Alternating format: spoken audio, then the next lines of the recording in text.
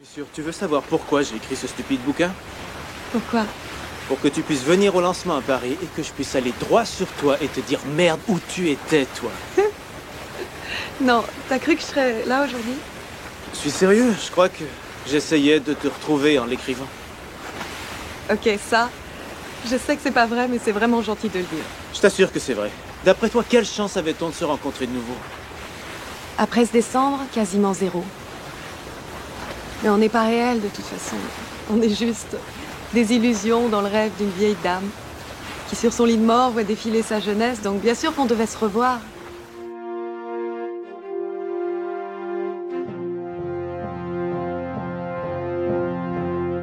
Hello there.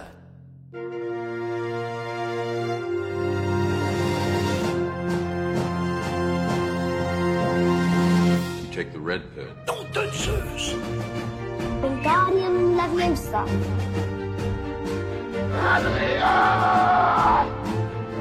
Your pleasure. Get away from her, you bitch! What? Too close. Hasta la vista, baby. Salut mes petits amis, surtout toi, Emily in Paris, et bienvenue dans La Saga, le podcast qui analyse toutes les sagas du cinéma, un film à la fois. Je suis Sofiane Cassie et avec mes invités, nous allons continuer à suivre les aventures de Céline et Jessie avec Before Sunset de Richard Linklater, sorti en 2004. On vieillit. Marie et Océane sont de retour. Et on vieillit. On a vieilli d'une semaine depuis. On a vieilli d'une semaine. Pile poil une semaine en plus. Toutes les semaines comme eux tous les 9 ans. Pile poil une semaine. Rien n'a changé depuis? Vous n'êtes pas mariés, vous n'avez pas eu des enfants, vous n'avez pas écrit un livre ou ce genre de choses? Pas en ce moment. Pas en une semaine. Moi, du coup, j'ai vu Richard Linklater jeudi dernier. T'as vu Linklater? Tout à fait. Donc, il a fait son petit Q&A avant la projection de Boyhood. Salle blindée, vraiment. Et beaucoup de jeunes, en fait. C'était assez intéressant. Je pense que l'âge moyen de la séance, c'était 25 ans.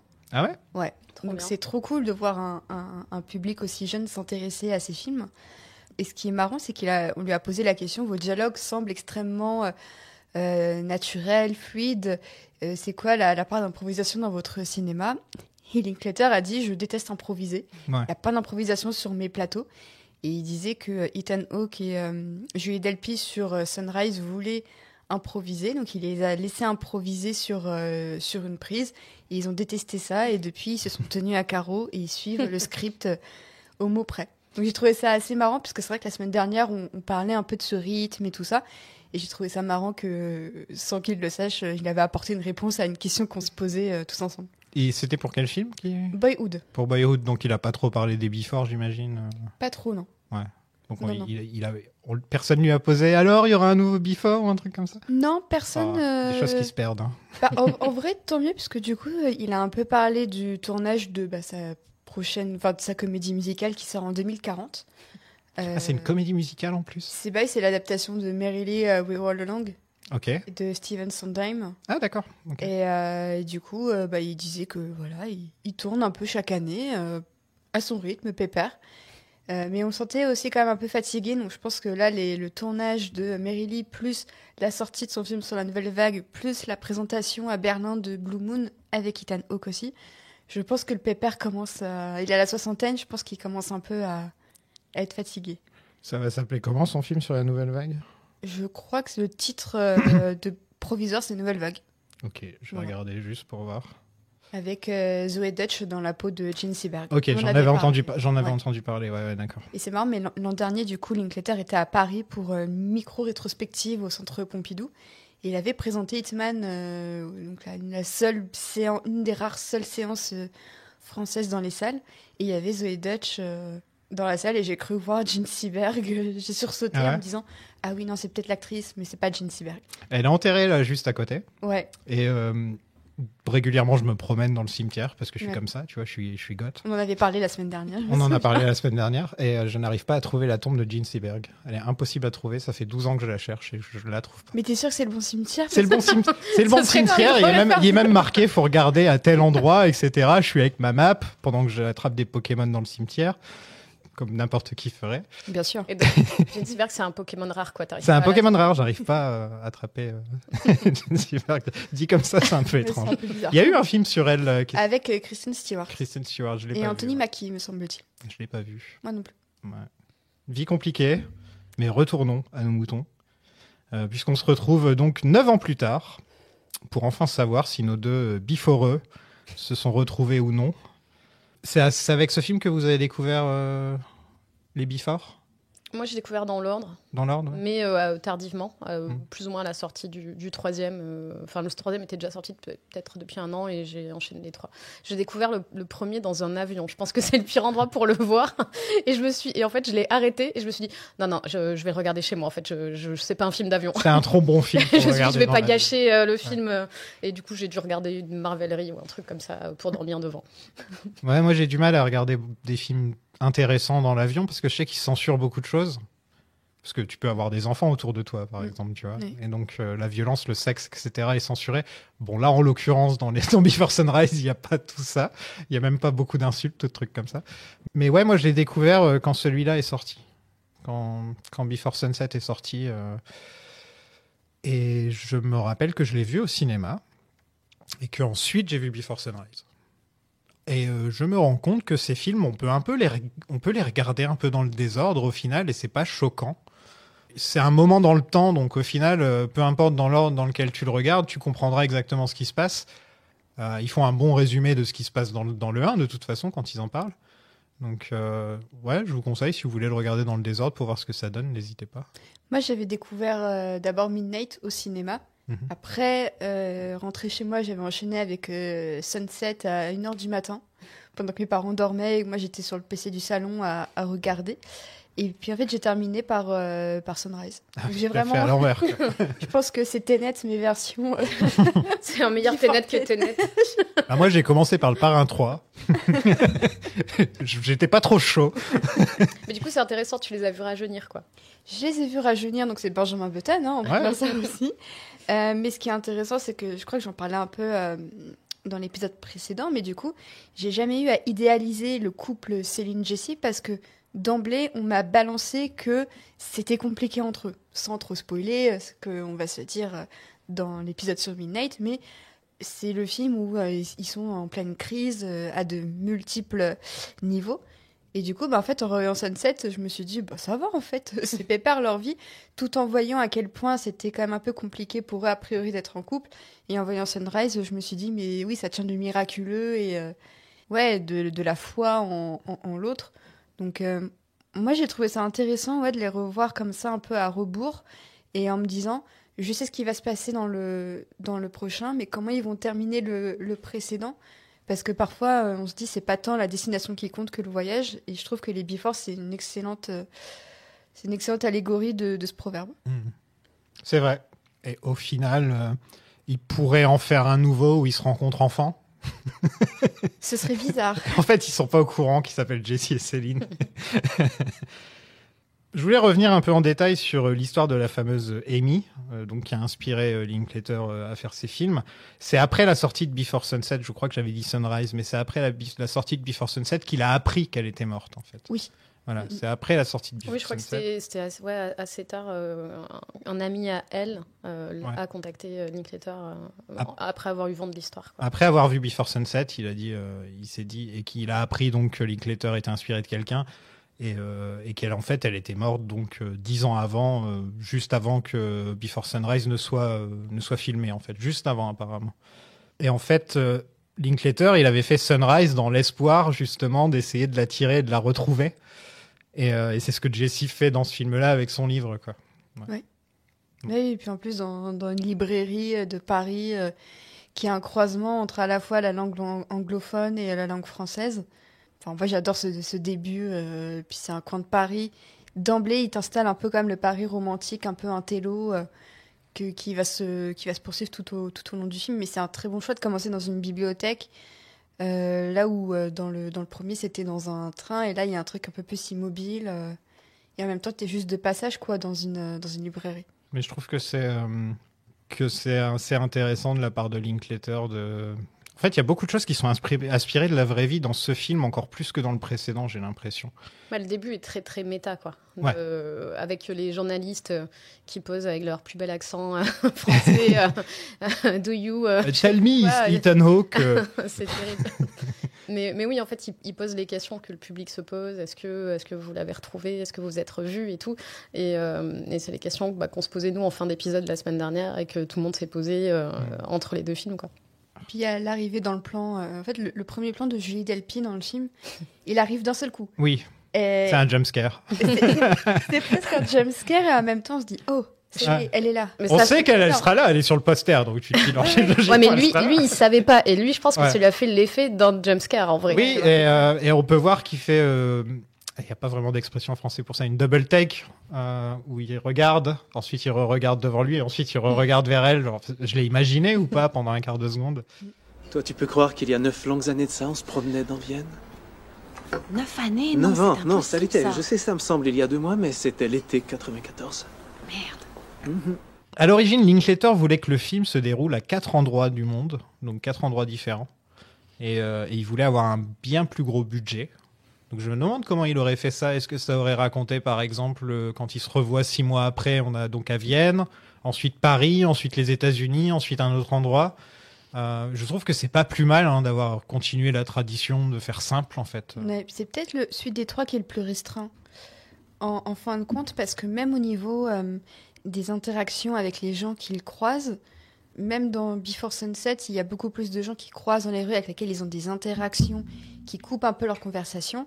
Là, c'est, on va dire, les 10 premières minutes, ils sont dans la librairie, donc ils discutent avec les journalistes, mais ensuite, ils ne parlent à quasiment personne d'autre, si ce n'est le chauffeur. Le chauffeur. Mais, et Papa Delpy, à un moment. Exactement, mais c'est peut-être le plus condensé, et le plus là où ils sont, je trouve, le plus dans leur bulle. Enfin, Complètement, ouais. Puis surtout, il y a cette unité de temps, je pense qu'on va en parler, mais qui fonctionne hyper bien. Le film est très court, il est hyper rythmé. Je peux pas dire qu'il se passe pas grand-chose, parce qu'il se passe plein de choses, mais rien n'est spectaculaire, rien n'est... c'est un peu ce qu'on disait la semaine dernière. Et en fait, ça te tient... Je sais pas, moi, ça me tient plus que plein de films, je sais pas, d'action ou de trucs qui sont censés avoir du suspense et tout. Moi, ça m'a... Pourtant, je l'ai vu, je pense que c'est celui que j'ai le plus vu. Et de le revoir, j'étais scotchée en me disant « mais est-ce que... » Mais tu le sais très bien, oui, mais est-ce qu'ils vont, tu vois? Et je trouve ça incroyable d'avoir réussi justement à maintenir cette unité de lieu dans une petite errance et surtout cette unité de temps. Et je pense que ouais, c'était pas plus mal qu'ils aient pas eu les financements pour le projet à 4 lieux. Ouais, je pense que ça se serait éparpillé, et ça aurait été compliqué, alors qu'on peut faire les choses simples au final. Après, ça aurait peut-être été très bien aussi, non? Mais, Oui. mais on sait pas ce qu'on a perdu, mais on sait ce qu'on a gagné, quoi. c'est clair. Moi, je les ai pas revus depuis la sortie de Midnight, en fait. Donc c'était la première fois que je les revoyais. Ça fait combien de temps maintenant, Before Midnight? Ça fait 12 ans. Ça fait 12 ans, donc... C'est ouf, hein. Bah, ça doit être quand je suis arrivé ici, Waouh. que j'avais vu Before Midnight, donc je m'étais refait les 2 premiers. Et j'ai jamais revu Before Midnight depuis, alors que je l'avais adoré. Donc ça va être marrant la semaine prochaine de me repencher là-dessus. Et là, comme tu disais, Marie, moi, en les revoyant, mais c'était autant de suspense qu'une séance de tir au but, tu vois, en finale de la Ligue des Champions. C'était exactement le même. Quand il monte l'escalier à la fin, là, Ouais. tu vois, Ouais, c'est il se incroyable. passe rien, il y a aucun dialogue, et t'es accroché à ton écran, t'es là, genre, il faut absolument que. Tu vois, à chaque fois quand elle dit qu'elle veut descendre du taxi, je suis là, non, Non. ne descends pas, ne t'arrête pas, petit Et chauffeur. tu vas rater ton avion, arrête de dire ça. Sauf à la fin, tu peux le dire à la fin. C'est Voilà. juste là que c'est autorisé. Et ce qui est drôle, c'est que donc, j'ai fait découvrir tous les before à mon copain en 2023. Et celui-ci, c'est celui où le suspense à la fin était le plus insupportable pour lui. Il disait, mais attends, mais... Et puis, il monte l'escalier, et puis il rentre dans l'appart, il fait, mais attends, ça va finir comment? Et le fondu au noir à la fin, il m'a regardé en mode... Il a tourné la tête en disant, non, c'est pas possible. Je lui ai dit, mais il y a un film qui nous attend encore. Ouais, mais non, mais il peut pas terminer comme ça. Et puis, d'avoir plein d'endroits différents, ça, je sais pas, j'ai pas envie que ce soit Babel, quoi. J'ai envie que ce soit Before, quoi. Oui, puis la force des before aussi, c'est l'unité de lieu. Ouais. C'est peut-être le film qui cimente le plus le fait que tu peux traverser une ville et qu'il peut s'y passer un milliard de choses sans forcément que que ce soit effectivement assez spectaculaire. Genre, je pense que même le trajet de Paris qu'ils font les deux en marchant, c'est plus fidèle que ce que fait Tom Cruise dans Mission Impossible, tu vois. Je crois qu'il y a juste un moment où il y avait 40 minutes de marche et ils l'ont coupé en 10 minutes. Mais ils sont rapides. Quand ils se barrent de Shakespeare & Co. et ensuite ils vont dans un café, je crois que là, il y a 40 minutes de marche normalement. Ok, ouais. Et en fait, non, en 10-15 minutes, ils se retrouvent là. Tout est pas. Et sinon, voilà, c'est le seul moment. Et je crois que elle dit qu'elle habite un passe des petites écuries. Et en fait, c'est un truc qui est sur la rue du Faubourg Saint-Antoine. Ou quelque chose comme ça. Mais c'est vraiment pas ce qui est grave et important, quoi. Tu vois, parce qu'après là, pour le coup, c'est vraiment du cinéma où t'as un joli lieu ou un joli café et tu décides de le rapprocher un peu d'un autre joli lieu parce que tu vas pas les faire marcher dans une rue un peu moche, quoi. On va pas se taper 40 minutes de plus. Le film est très bien comme ça. 1h20, c'est déjà assez long. C'est énorme. Franchement, je regardais ma montre. Non, et puis il y a aussi le choix de pas faire appel aux monuments qu'on connaît tous. Il y a Notre-Dame. Il y a Notre-Dame, mais du coup... De dos, et en plus, il y a cette référence un peu prophétique à ce qui s'est passé. Elle sera plus là un jour. Elle sera plus là un jour, mais même Notre-Dame, ils arrivent quand même à en faire quelque chose d'assez intellectuellement très stimulant et très beau. Et c'est pas juste, regardez, on a la Tour Eiffel, l'Arc de Triomphe, les Champs-Élysées. C'est pour ça que j'ai dit Emily in Paris quand j'ai commencé l'épisode, parce que je me suis dit, ça a dû inspirer. Je connais une fille aux États-Unis qui adore les before et qui dit toujours j'aimerais aller à Paris et aller à Shakespeare & Co. Je dis moi j'y suis allé un millier de fois à Shakespeare & Co. Moi j'ai jamais réussi à rentrer parce qu'à chaque fois il y a trop de queue. Ah ouais, sérieux, t'as jamais réussi à rentrer? Ouais, faudrait que moi j'ai une petite 20-30 minutes de marche pour y aller, donc de temps en temps j'y vais, quoi. Mais et c'est un endroit génial, hein. Franchement, le fait que ça existe, un endroit comme ça. J'ai regardé un petit peu l'histoire, mais c'est un mec qui l'a créé il y a super longtemps. Je crois que ça a 60 ou 70 ans, Shakespeare & Co. Oui. Et c'est le même mec qui l'a tenu jusqu'à ses 100 ans. Et maintenant, c'est sa fille qui le tient. C'est génial. Donc c'est une histoire de famille. Ils ont ouvert un café. Il n'y avait pas de café encore à l'époque. Leurs chocolats chauds sont très très bons. Café vegan, au passage. Aussi, ouais. Et c'est un endroit magique quand on se promène dedans. Il y a des chats, il y a des pianos. Il y a vraiment une vibe un peu pas Dark Academia, mais un peu. En fait, on a l'impression d'être un peu hors du temps. On a l'impression d'être hors de n'importe quel pays. Et c'est pour ça aussi que le fait de commencer dans cette librairie qui possède des ouvrages dans un langage que les gens de la ville ne parlent pas en majorité, ça fait un peu une sorte d'enclave un peu anglophone qui va ensuite s'appliquer aux deux personnages. C'est-à-dire que c'est un peu les deux seuls porteurs de la langue anglaise dans cette ville de fous. Il y a eu du beau monde qui est passé à Shakespeare & Co. En plus. Je pense que c'est la librairie la plus connue de Paris. Oh, je sais pas si j'irais mondialement, quoi. Mondialement connue. Ouais. Ah oui, grâce au film. Mais je pense aussi que... Non, c'était déjà connu avant. Ouais. Tu penses, qu'à ce point... Non, c'est connu. Avant, il y a eu un Shakespeare & Co. bien avant. Ah, je sais plus qui l'a créé. Et c'était genre l'endroit où tous les poètes se retrouvaient. Et donc lui, il a voulu rendre hommage à ça en créant son propre Shakespeare & Co. Et ouais, j'aime bien y aller. C'est un endroit, je vous conseille d'y aller. C'est très mignon. Il y a un petit côté, ça pourrait se retrouver dans la rue, dans Harry Potter. L'allée des maraudeurs. Ouais, voilà. Il pourrait y avoir une petite boutique comme ça. Ce serait pas choquant, quoi. Personne ne voulait vraiment du film, à part la Trinité, on va dire, et aussi la scénariste. C'est vrai que je l'oublie à chaque fois. Donc il y en a 4 qui voulaient absolument faire le film. Julie Delpy s'est faite virer par son agent, qui a dit que ce film ne marcherait pas et qu'elle devrait plutôt retourner à la gym à la place. Franchement, oui, double raison de le virer. Non, c'est elle qui s'est fait virer. Ah, c'est elle qui l'a viré. C'est lui qui l'a viré. Elle devait pas. Je me rends compte que c'est vrai qu'à cette époque-là, Julie Delpy, dans les années 90, c'était un peu la hit girl. Elle était vachement à la mode et tout. Ouais, mais c'est années 2000, je sais pas trop. Ouais, je sais. Elle a une carrière spéciale, parce qu'elle a vraiment un côté artiste, quoi. Elle chante, elle est pas. On peut pas vraiment la classer dans une catégorie, Julie Delpy. Elle fait un truc qu'elle a envie de faire, elle va claquer des doigts et tout faire pour le faire, même si personne ne voit ses projets, elle va quand même le faire. Ses parents, c'est des personnages, on les voit dans le film, mais son père, je sais plus, c'est dans 2 Days in Paris qu'on le voit beaucoup. Je sais que j'ai vu un film avec Julie Delpy où on voyait son père pendant pas mal de... C'est peut-être un docu, je crois qu'elle a peut-être fait un docu sur son père, mais je me rappelle avoir vu quelque chose avec son père dedans, et lui, c'est un personnage, le mec, vraiment génial, quoi. Et très proche de sa famille, Julie Delpy. C'est sa vraie grand-mère qu'on voit sur les photos quand elle dit ouais, c'est sa vraie grand-mère. Ouais. Bah, je me souviens juste d'Albert Delpy dans Le Dain de Quentin Dupieux. Ah, il est dedans? Il a un petit rôle de 2-3 scènes dedans, ouais. Oui, il est décédé il y a quoi? Il y a 5-6 ans, un truc comme ça? Il est mort? Le père de Julie Delpy? Ouais. Ah oui, il est mort. Ouais. Ah bon, moi je l'apprends. Non, il est décédé. Ouais. Oh. Il était plus tout jeune, je crois. Oui, non, il était pas jeune. Ah, non, il est décédé. Ou alors je me trompe, ça se trouve, je vais recevoir une lettre de la part de Julie Delpy. Julie Delpy, si tu m'écoutes, t'aurais pu dire oui à mon invitation sur Instagram. Il n'est pas trop tard. J'ai glissé dans tes DM. Un truc que j'ai toujours rêvé de faire. Et donc, cette fois, Ethan Hawke et Julie Delpy sont bien crédités comme co-scénaristes, contrairement au premier film. Ils se sont enfermés dans une pièce pendant plusieurs jours avec Linklater pour essayer de trouver des idées, trouver la trame principale, en gros. Et ensuite, ils se sont envoyés des fax. C'est tellement 2000. J'adore. Fin 90. Ils ont dit email et fax, mais j'ai retenu que fax dans l'histoire. Ils se sont et donc avec les dialogues. Et le film n'était pas fini d'être écrit quand ils ont commencé à le filmer, en fait. C'est pour ça qu'ils l'ont filmé dans l'ordre, en fait. Oui. Ouais, parce qu'ils avaient écrit le début du film, mais ils n'avaient pas encore la fin. Ça va, ça se ressent pas. Non, franchement, tu me l'apprends, je savais pas. Et effectivement, je trouve qu'on s'en rend pas compte. Moi, je trouve ça quand même plus cohérent pour ce type de film avec une certaine unité d'action, enfin de temps et tout ça.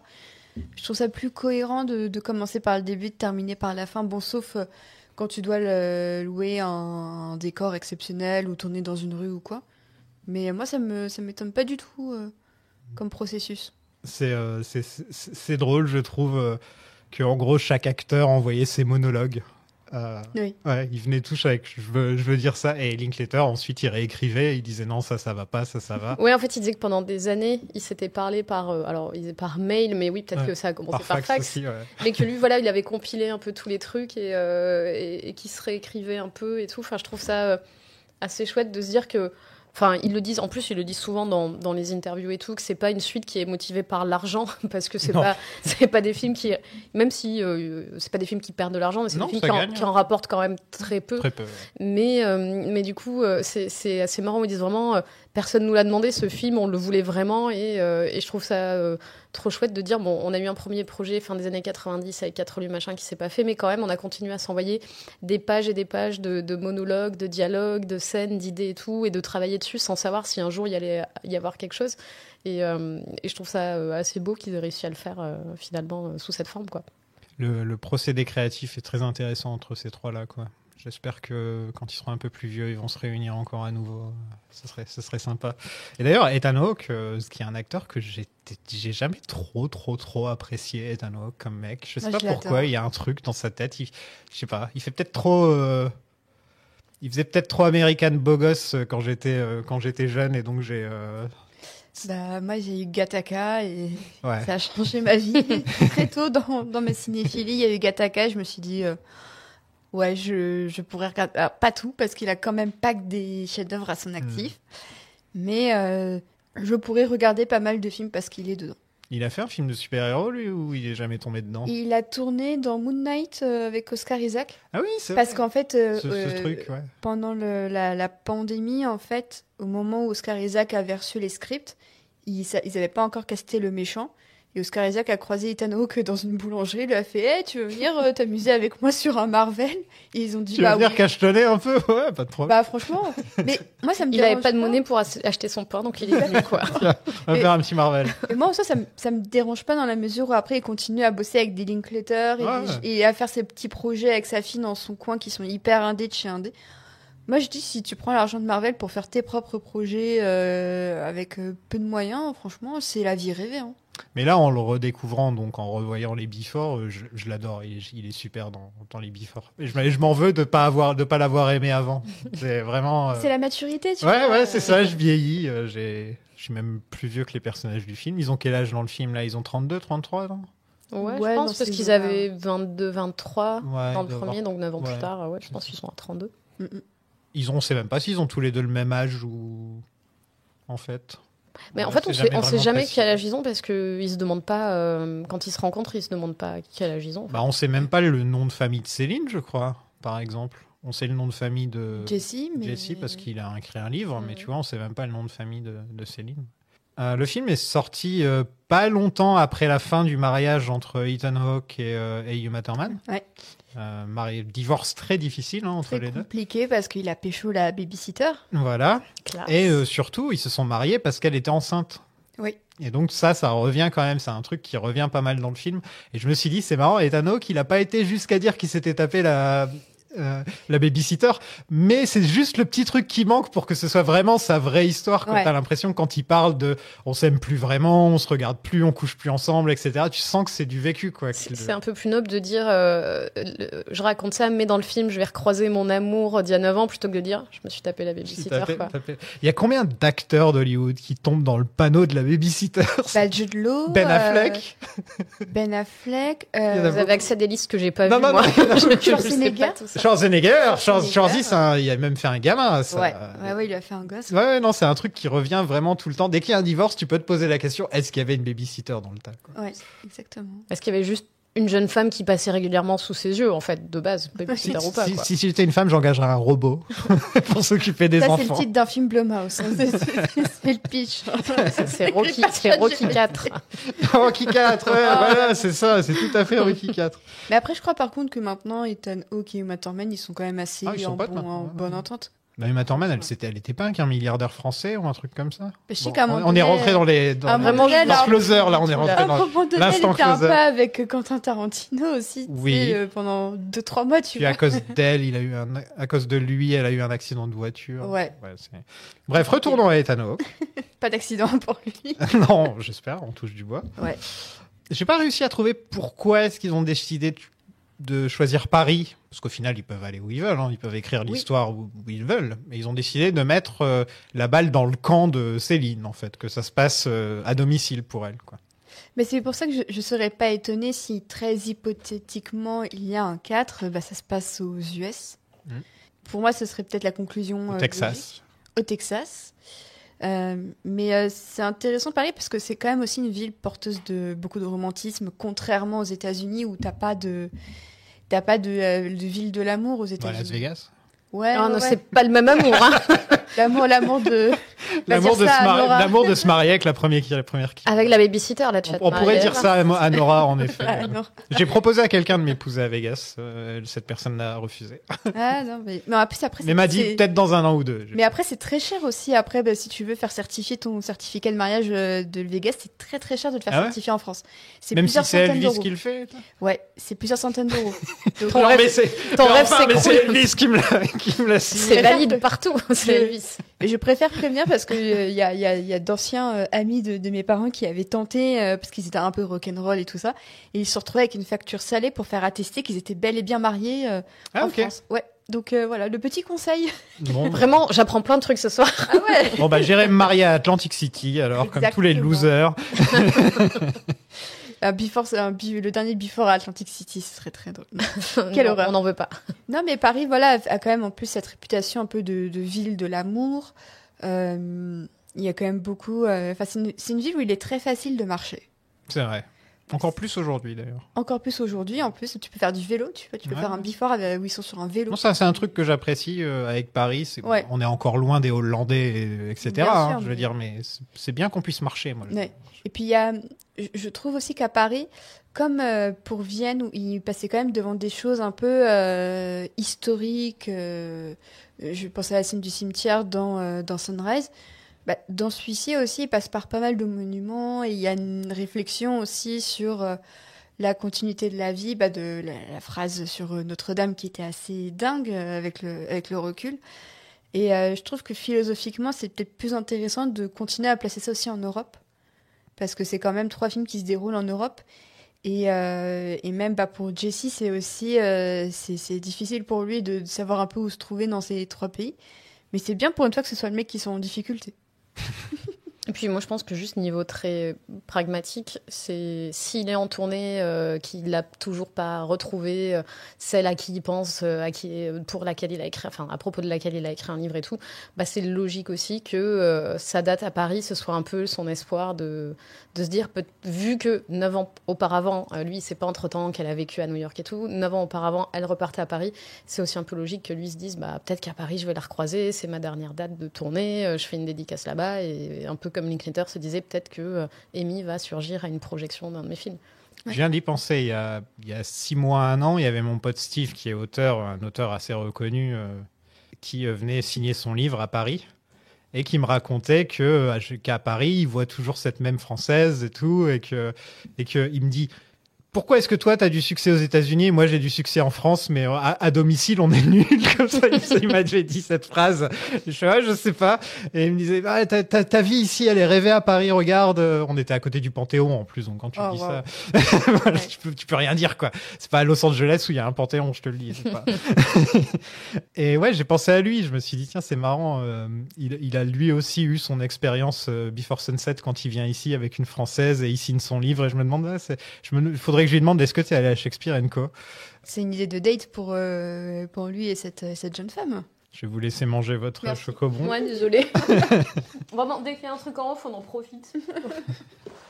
Le tournage a duré 15 jours avec un budget de 2,5 millions de dollars. Au final, je connais des films indépendants qui ont coûté beaucoup plus cher que ça et qui sont sur Netflix et qui sont complètement oubliés, qui sont rentrés dans l'oubli total. Enfin, je pense que c'est un des plus petits budgets qu'aussi, avec celui du premier, bien sûr, que j'ai fait dans l'histoire de la saga. J'ai réfléchi, mais le premier Rocky n'a pas dû coûter très cher, mais plus que 2 millions quand même. Honnêtement, je sais plus du tout. Tu sais, il y a toutes les scènes de boxe, etc. Ça doit coûter cher, ça, d'avoir toute une foule qui crie Rocky, Rocky. Et puis les droits musicaux. Ouais, les droits. Non, là, en l'occurrence, c'est Bill Conti qui fait la musique, et le peu de musique qu'on entend dans le film, c'est le frère de Stallone qui fait, c'est Frank Stallone. D'accord. Ah oui, non, c'est fait affaire de famille. Make it back. Ah ouais, je sais pas. Frank Stallone, ce gros loser. Mais je me disais, peut-être les films de Linklater que tu as fait avec Punky, il y a peut-être eu des budgets encore moins... Si tu fais, Slacker, oui. Si tu fais Slacker, ça rentre dans les 300 000 $, ou ça doit être que dalle. Faut que tu fasses les Clerks. Tu commences avec le 27 000 $ du premier. C'est ce que j'allais dire.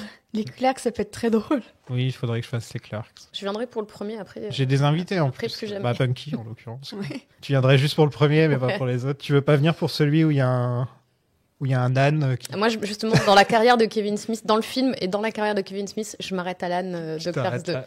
Là, je fais, je vais descendre, là, je vous laisse. Voilà, c'était l'instant Kevin Smith.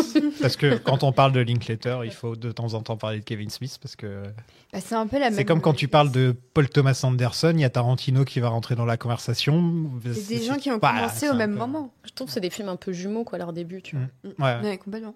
Et après avoir découvert Slacker, j'aime bien les deux, en fait. Je trouve que les deux se complètent bien, Clerks et Slacker. C'est des films qui marchent très bien ensemble. Le film a été filmé à l'aide de la Steadicam pendant une bonne partie du film, notamment pour une prise qui dure 11 minutes. Mais vraiment, les épaules des caméramans. Mais même les acteurs, quoi. Retenir 11 minutes de dialogue. Après, il y en a, ils font du théâtre et tout. Donc, oui. C'est vrai, ouais. Mais retenir un dialogue de 11 minutes en marchant ça dans Paris... C'est qu'en fait, t'as quand même un truc mobile et une équipe qui se déplace. Alors, je dis pas du tout que c'est plus facile de jouer sur une scène, parce que moi, je serais incapable. Hein, mais quand tu vois des images de making-of et tout ça, même si c'est pas une énorme équipe, t'as quand même un caméraman avec des gens qui le guident, puisqu'il marche à reculons. Et en fait, c'est quand même pas évident de cadrer un truc aussi long en marchant à reculons avec toute une équipe, parce que donc t'as un perchman, t'as le caméraman, t'as autour des gens avec qui éclairent et tout machin. Enfin, il y a quand même une petite équipe, au moins 7-8 personnes autour d'eux qui se déplacent. Et en fait, il suffit que, je sais pas, il y en ait juste un qui se prenne un bout de trottoir, un pavé, un truc qui dépasse et qui fait rater la prise, quoi. Donc, c'est pas évident. Pour avoir été sur un tournage là pendant quelques temps, c'est un Enfin, on se rend même pas compte à quel point c'est compliqué de faire un film. C'est vraiment. Il y a tellement de monde qui travaille sur un film, en fait. Là, on se dit, quand tu regardes ce film, tu te dis, oh, bah, c'est Linklater qui a pris sa caméra, qui l'a mis sur son épaule et allez hop, en voiture Simone, quoi. Mais non, c'est beaucoup plus compliqué. Au niveau de la logistique, par exemple, là, il y avait la canicule quand ils ont tourné ce film, il y avait 38 degrés. Il faisait 38 degrés. Ah, c'était l'été caniculaire. Ouais. C'était la grosse canicule, donc, à Paris. Ce qui est maintenant et tous les ans, hein, je veux dire, à l'époque, c'était plus rare, quoi. Et en plus, contrairement au premier film, il n'y a pas d'ellipse. Parce que dans le premier film, il y a le moment où ils vont dans le parc et ensuite on peut imaginer ce qui se passe et on les voit au réveil. Oui. Là, il n'y a pas d'ellipse. C'est-à-dire que c'est non-stop. Tout a été tourné dans l'ordre, comme je disais tout à l'heure, pour que le scénario soit développé. Et il fallait que la météo soit la même pendant tout le film. Et en plus, ils doivent tourner que dans certaines heures de la journée, parce que comme ils sont en fin d'après-midi, tu peux pas tourner à midi, sinon tu as une lumière vraiment zénithale et t'es pas raccord du tout avec tes plans précédents. Donc je pense que vraiment ils avaient peu de temps de tournage par jour pour faire rentrer ces scènes-là. Et quand tu as une scène de 11 minutes, bah, tu peux pas non plus faire 20 prises alors que tu as une fenêtre de, je sais pas, peut-être 3 heures de bonne lumière, quoi. Bon, bah, on retourne au quai de Seine et on refait la scène. Là. Allez, c'est parti. Ah, bah non, il fait nuit. Ah, bah, ça y est. Ouais. C'est vrai, quand t'as 2-3 heures pour tourner une scène, c'est compliqué, quoi. Et le film avait moins de temps pour être filmé que le précédent. Ça se sent un peu dans l'urgence. Enfin, je trouve que le film a... déjà, en plus, il va trop vite, de mon point de vue. J'aimerais y rester plus longtemps. 1 heure de plus, ça m'aurait pas dérangé. Moi, non. Ouais, mais ça va bien avec ça va bien, l'avion qui décolle et que t'as pas le temps. Déjà, moi, à chaque fois, tu sais, moi qui suis une grande stressée des trains, des aéroports, des avions, des machins, et à chaque fois, je suis là, mais prends ton taxi, là, tu vas rater ton avion. Moi, je serais vraiment la meuf où je croise la personne, je fais, ah bah désolé, il faut que je sois 2 heures à l'avant à l'aéroport, donc en fait, je vais partir maintenant, salut. Je préfère partir 3 heures avant, juste pour être sûr. Non, mais j'ai un bagage à enregistrer, il faut que j'y aille. Zéro romantisme dans cette vie. Moi, je peux vous dire, je suis déjà arrivé en retard et au final, ça ne change rien. Donc, il aurait pu... une fois, je suis arrivé à l'aéroport, je mets mes mains dans mes poches et je fais, j'ai oublié mon passeport. Oh non. Au moment d'entrer dans l'aéroport, donc j'ai fait demi-tour, je suis reparti chez moi, je suis retourné et ils étaient en train d'appeler mon nom et je suis rentré dans l'avion. C'est ouf. C'est ce qui pourrait arriver. Je peux vous dire que c'est l'instant de stress le plus énorme que j'ai eu toute ma vie. Ça doit être vraiment aussi stressant que la naissance d'un gosse ou un truc comme ça. Ah oui, c'est vrai, souvent les parents me disent ça. Hein. Il y a deux moments marquants dans ma vie. Le jour où j'ai oublié mon passeport et le jour où mon premier est né. Quoi. Mais vraiment. Le deuxième, même pas. Hein. Vraiment, je te jure, ça doit être similaire. Pour moi, c'est obligé, c'est similaire. Mais c'est vrai que pour moi, c'est peut-être le film qui a le sentiment le plus d'urgence parce que là où le premier film, c'était un peu la rencontre, même si on sait que machin. Là, le deuxième, il y a des enjeux beaucoup plus adultes, mine de rien, et qui peuvent potentiellement changer le destin de davantage de gens autour d'eux aussi. Parce que même Céline est en couple. C'est ce qu'elle dit. C'est ce qu'elle dit. Même si son appartement, tu vois que moi je pense qu'elle est pas en couple. Ah ouais, tu penses Non, je pense qu'elle est pas en couple. Moi. Mais il y a pas des photos de eux deux dans l'appart? Ah, j'ai pas vu les photos, mais. Je sais pas, j'ai pas fait attention. Moi, je pense pas que Céline soit en couple. Céline, elle joue bien son jeu pendant tout le film. Mais dans tous les cas, si elle est en couple, il lui dit, ouais, t'es en couple avec quelqu'un que tu vois pas trop parce qu'il est photojournaliste, je crois. Oui. Journaliste de guerre, quoi. Ouais, c'est un truc inventé, c'est de la connerie. Et j'avoue, on dirait le truc que je sais pas, on aurait inventé au lycée, tu sais. Non, j'ai une copine, mais elle est au Québec, quoi. Puis Jessie est avec sa femme et leur enfant.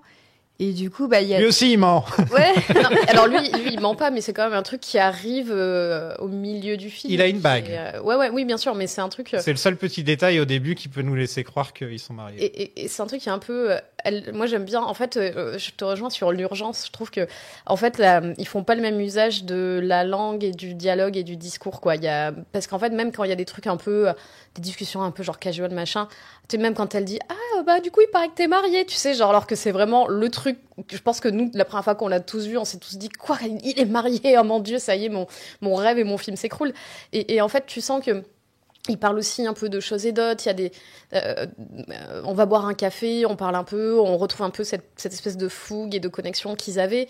Mais on voit qu'en fait, il y a quand même des moments où ils parlent de trucs beaucoup plus précis et ils se livrent de plus en plus, quoi. Ils parlent, tu vois, en fait, à partir du moment où ils entrent dans le taxi, là, il y a plus de bullshit et vraiment, il y a une urgence à partir de ce moment-là. Je pense qu'en plus, le fait qu'on soit enfermé dans une voiture ajoute de l'urgence avec, encore en plus, là, c'est vraiment normalement le départ pour l'aéroport. Donc, il y a un timer et un moment où il faut vraiment partir. Et à partir de ce moment, il parle plus vraiment de choses et d'autres. Il y a plus de, tiens, c'est le jour des soldes ou je sais pas quoi, tu vois. Là, on raconte plus n'importe quoi. Ouais, il commence à montrer un peu dans ce qu'ils osaient pas se dire au début du film. Et en fait, ils réalisent que c'est maintenant ou jamais. Exactement. Et le spectateur se dit aussi, mais ça se trouve, c'est maintenant ou jamais. Et ça se trouve, ils se reverront plus jamais. Comment ils vont pouvoir se dire ça? En fait, c'est super important. Et 2-3 fois dans le film, ils se disent limite au revoir de manière très on va y aller maintenant, comme si c'était normal, alors que c'est le moment où les deux ont le cœur brisé, quoi. Mais j'adore vraiment le truc où Jessie trouve tout le temps des excuses pour pas aller à l'aéroport, quoi. Ouais. Où tu sais vraiment, il est là, non mais j'ai le temps, ma valise est prête, on a le temps de boire un café. Là tu dis bon, ok, jusque là c'est ok. Après là, non mais on a le temps de se balader. Après, non mais on a le temps de prendre le bateau et non mais on a le temps de te déposer et dis-le juste que tu ne veux pas prendre cet avion en fait. Je trouve qu'à moi à chaque fois tu sais, j'ai l'impression, même après l'avoir revu, j'ai vraiment ce truc de il sort une nouvelle excuse, un nouveau truc pour retarder et je sais pas, je trouve que il y a vraiment un côté hyper je vais pas dire réconfortant dans le film et tout, mais tu sais très bien où ça va même la première fois où tu le vois et à chaque fois qu'il a un nouveau truc pour ne pas y aller, tu pars avec lui en disant mais oui bien sûr remontez dans ce taxi et descendez et bien sûr monte l'escalier et puis ferme la porte et puis tu sais que tu partiras plus, quoi. Puis elle va te jouer une chanson et Il est très amoureux en fait, on sent que c'est vraiment lui qui est très amoureux, vraiment depuis toujours. Et on pense que Céline s'en fout. Et d'ailleurs, elle essaie de jouer la carte de celle qui s'en fout. un peu détachée. Et c'est que quand ils vont dans la voiture que là, enfin, elle se lâche et elle dit vraiment que... qu'elle a plus En fait, j'ai autant de sentiments que toi. Depuis tout à l'heure, je fais semblant. Et donc, c'est pour ça que je me dis que le photographe de guerre, ce serait peut-être pas un truc comme lui, il est marié. Elle s'est dit, ouais, moi aussi, il faut que j'invente un truc. Enfin, c'est ce que je me dis dans ma tête. J'invente un truc plus cool. Après, je trouve ça cohérent qu'elle dise oui, je vois pas trop mon mec parce qu'au fond, ses pensées elles vont vers Jessie, tu vois. Donc peut-être aussi que ça l'arrange elle d'avoir un mec qui voit pas trop pour pas avoir trop de culpabilité. Mais de toute façon, c'est ce qu'elle explique aussi dans le truc. Elle dit, tu vois, il y a un moment où vraiment elle se livre. Elle dit, c'est comme si tout mon aspect romantique de ma vie s'était mis dans cette nuit-là et que depuis, je passe à côté de mes histoires et qu'en fait, j'ai pas envie de... Enfin, dès que je commence à m'impliquer, ça me saoule et le mec me saoule et en fait, dès que je suis en relation, j'ai envie de sortir de la relation et en fait, c'est un peu peut-être... Alors, c'est ce qu'elle dit sur le moment, on peut pas savoir si c'est vrai ou pas, mais un peu ce truc de... Quand t'es célibataire, t'as envie d'être en couple et puis en fait, Ouais. quand t'es en couple, t'as envie d'être célibataire parce que t'as pas envie d'être en couple, t'as envie d'être en couple avec cette personne idéalisée à qui tu penses depuis 9 ans, quoi. Je trouve que le premier, il parle de l'idée de la romance. Oui. L'idée vraiment, l'idéalisation de la romance. Ce qu'on pourrait être, etc. Et le 2, c'est beaucoup plus sur les regrets, en fait. C'est beaucoup plus sur, j'ai raté cette expérience. Et en fait, c'est la nostalgie un petit peu aussi. J'imagine que le 3, ce que je me souviens, il parle encore d'un autre sujet. Mais j'aime bien justement cette idée que la romance fonctionne comme ça, au final, quoi. Quand on laisse 9-10 ans passer, on regarde dans le rétro et au final, on est resté parfois 1 an ou 2 avec quelqu'un et on l'a limite oublié, alors que cette personne avec qui on est resté pendant 2 semaines, Oui. on va penser qu'à elle, quoi. C'est normal, en fait, parce que la personne avec qui t'as vécu pendant 1 an ou 2, t'as eu le temps de voir tous ses petits défauts, t'as eu le temps de voir qu'il baissait pas le truc des toilettes, t'as eu le temps de voir qu'il laissait des traces de dentifrice et que tu devais passer derrière et que tu lavais son linge, alors qu'en fait, cette personne que t'as vue littéralement une nuit, t'as pas eu le temps de voir tout ça, en fait. Donc du coup, c'est normal d'idéaliser quelqu'un avec qui c'est pas passé grand-chose que quelqu'un avec qui t'as fait le tour de l'histoire, quoi. Bon, les meufs, va falloir penser à trouver des mecs qui savent utiliser du dentifrice. Hein. C'est pas évident. Écoute, déjà, ils se brossent les dents, hein, la barre est au sol, on est content. Donc Before Sunset a rapporté 16 millions de dollars, plutôt moins que le premier qui avait rapporté 23 millions de dollars. Mais il a été nommé aux Oscars pour son scénario. Meilleur scénario adapté. Est-ce que vous savez pourquoi? Parce que c'est la vraie vie de Linklater. Parce que c'est une suite. Et toutes Ah, mais les oui. suites sont Même des scénarios Borat, adaptés. Même Borat 2. Même Borat 2, bien sûr. Surtout Borat 2. Surtout Borat. Le premier Borat avait déjà été nommé et le deuxième aussi. C'est le dernier film que j'aurais imaginé. T'aurais pu me dire Paddington ou quoi? Non, Borat, allez, vas-y. Mais en fait, Toy parce que Story. les gens étaient assez étonnés pour Borat. En plus, pour Borat, t'avais le fait que c'était un personnage qui apparaissait dans Ali G aussi. Ah oui, aussi. Ouais. Mais effectivement, toutes les suites sont dans scénario adapté, effectivement. My Wife. Voilà, c'était l'instant Borat. On a fait l'instant qui Ça, c'est Jessie. C'est Jessie quand il voit Céline. Et donc, c'est aussi le film le plus court dont j'ai parlé dans le podcast. Si je me trompe pas, ouais, c'est quand même plutôt court. Hein. Même les Ghibli aussi, il y en a pas qui. J'en ai jamais fait. Bah si, nous on a fait ensemble, Sofiane. Oui, mais je parle dans le podcast. Ah oui, bah oui, on a pas quand sur même... Patreon. Non, Patreon, j'ai fait des séries télé et tout, donc oui. Oui, mais ça compte pas. Mais non, je parlais dans la saga. En l'occurrence, il y a peut-être un ou deux films qui se rapprochent parce qu'ils durent 1h30. Et même des Pixar. T'avais Toy fait Story, les Toy Story. Il dure plus que. Après, moi, j'étais là que pour le 1h20. 4. Hein, Il dure plus que 1h20. Ouais, même le premier. Peut-être. J'avais Faudrait- complètement oublié que j'avais fait Toy Story. Merci de me le rappeler. Ouais, avec plaisir, j'avais revu le 4 et... Niveau critique, c'est du 4 étoiles pour la presse et 3,7 pour le public sur Allociné. Ils sont pas le goût. 80 quand même. Mais c'est pas beaucoup, 3,7 pour un tel chef-d'œuvre. On est plus difficile parce que C'est vrai. si tu vois sur Letterboxd, c'est 4,3. Ouais, Et sur Rotten Tomatoes, c'est 94% ça c'est ouf. niveau critique. Mais tu sais quoi? Dis-moi. Maintenant qu'on s'est revus, on a le droit de réinventer nos souvenirs comme ça nous chante. On n'a plus à faire du 16 décembre, ce jour triste où on se revoit pas. Ouais, Exact. tu as raison. Et puis nos souvenirs peuvent bien sûr évoluer aussi longtemps qu'on existe. Oui, c'est vrai. Donc nous sommes à Paris, enfin à Shakespeare & Company plus précisément, dont on a parlé tout à l'heure. Jessie a écrit un livre sur son histoire d'une nuit avec Céline et est à Paris pour le promouvoir. Hélas, on dit adieu à la coupe années 90 d'Ethan Hawke.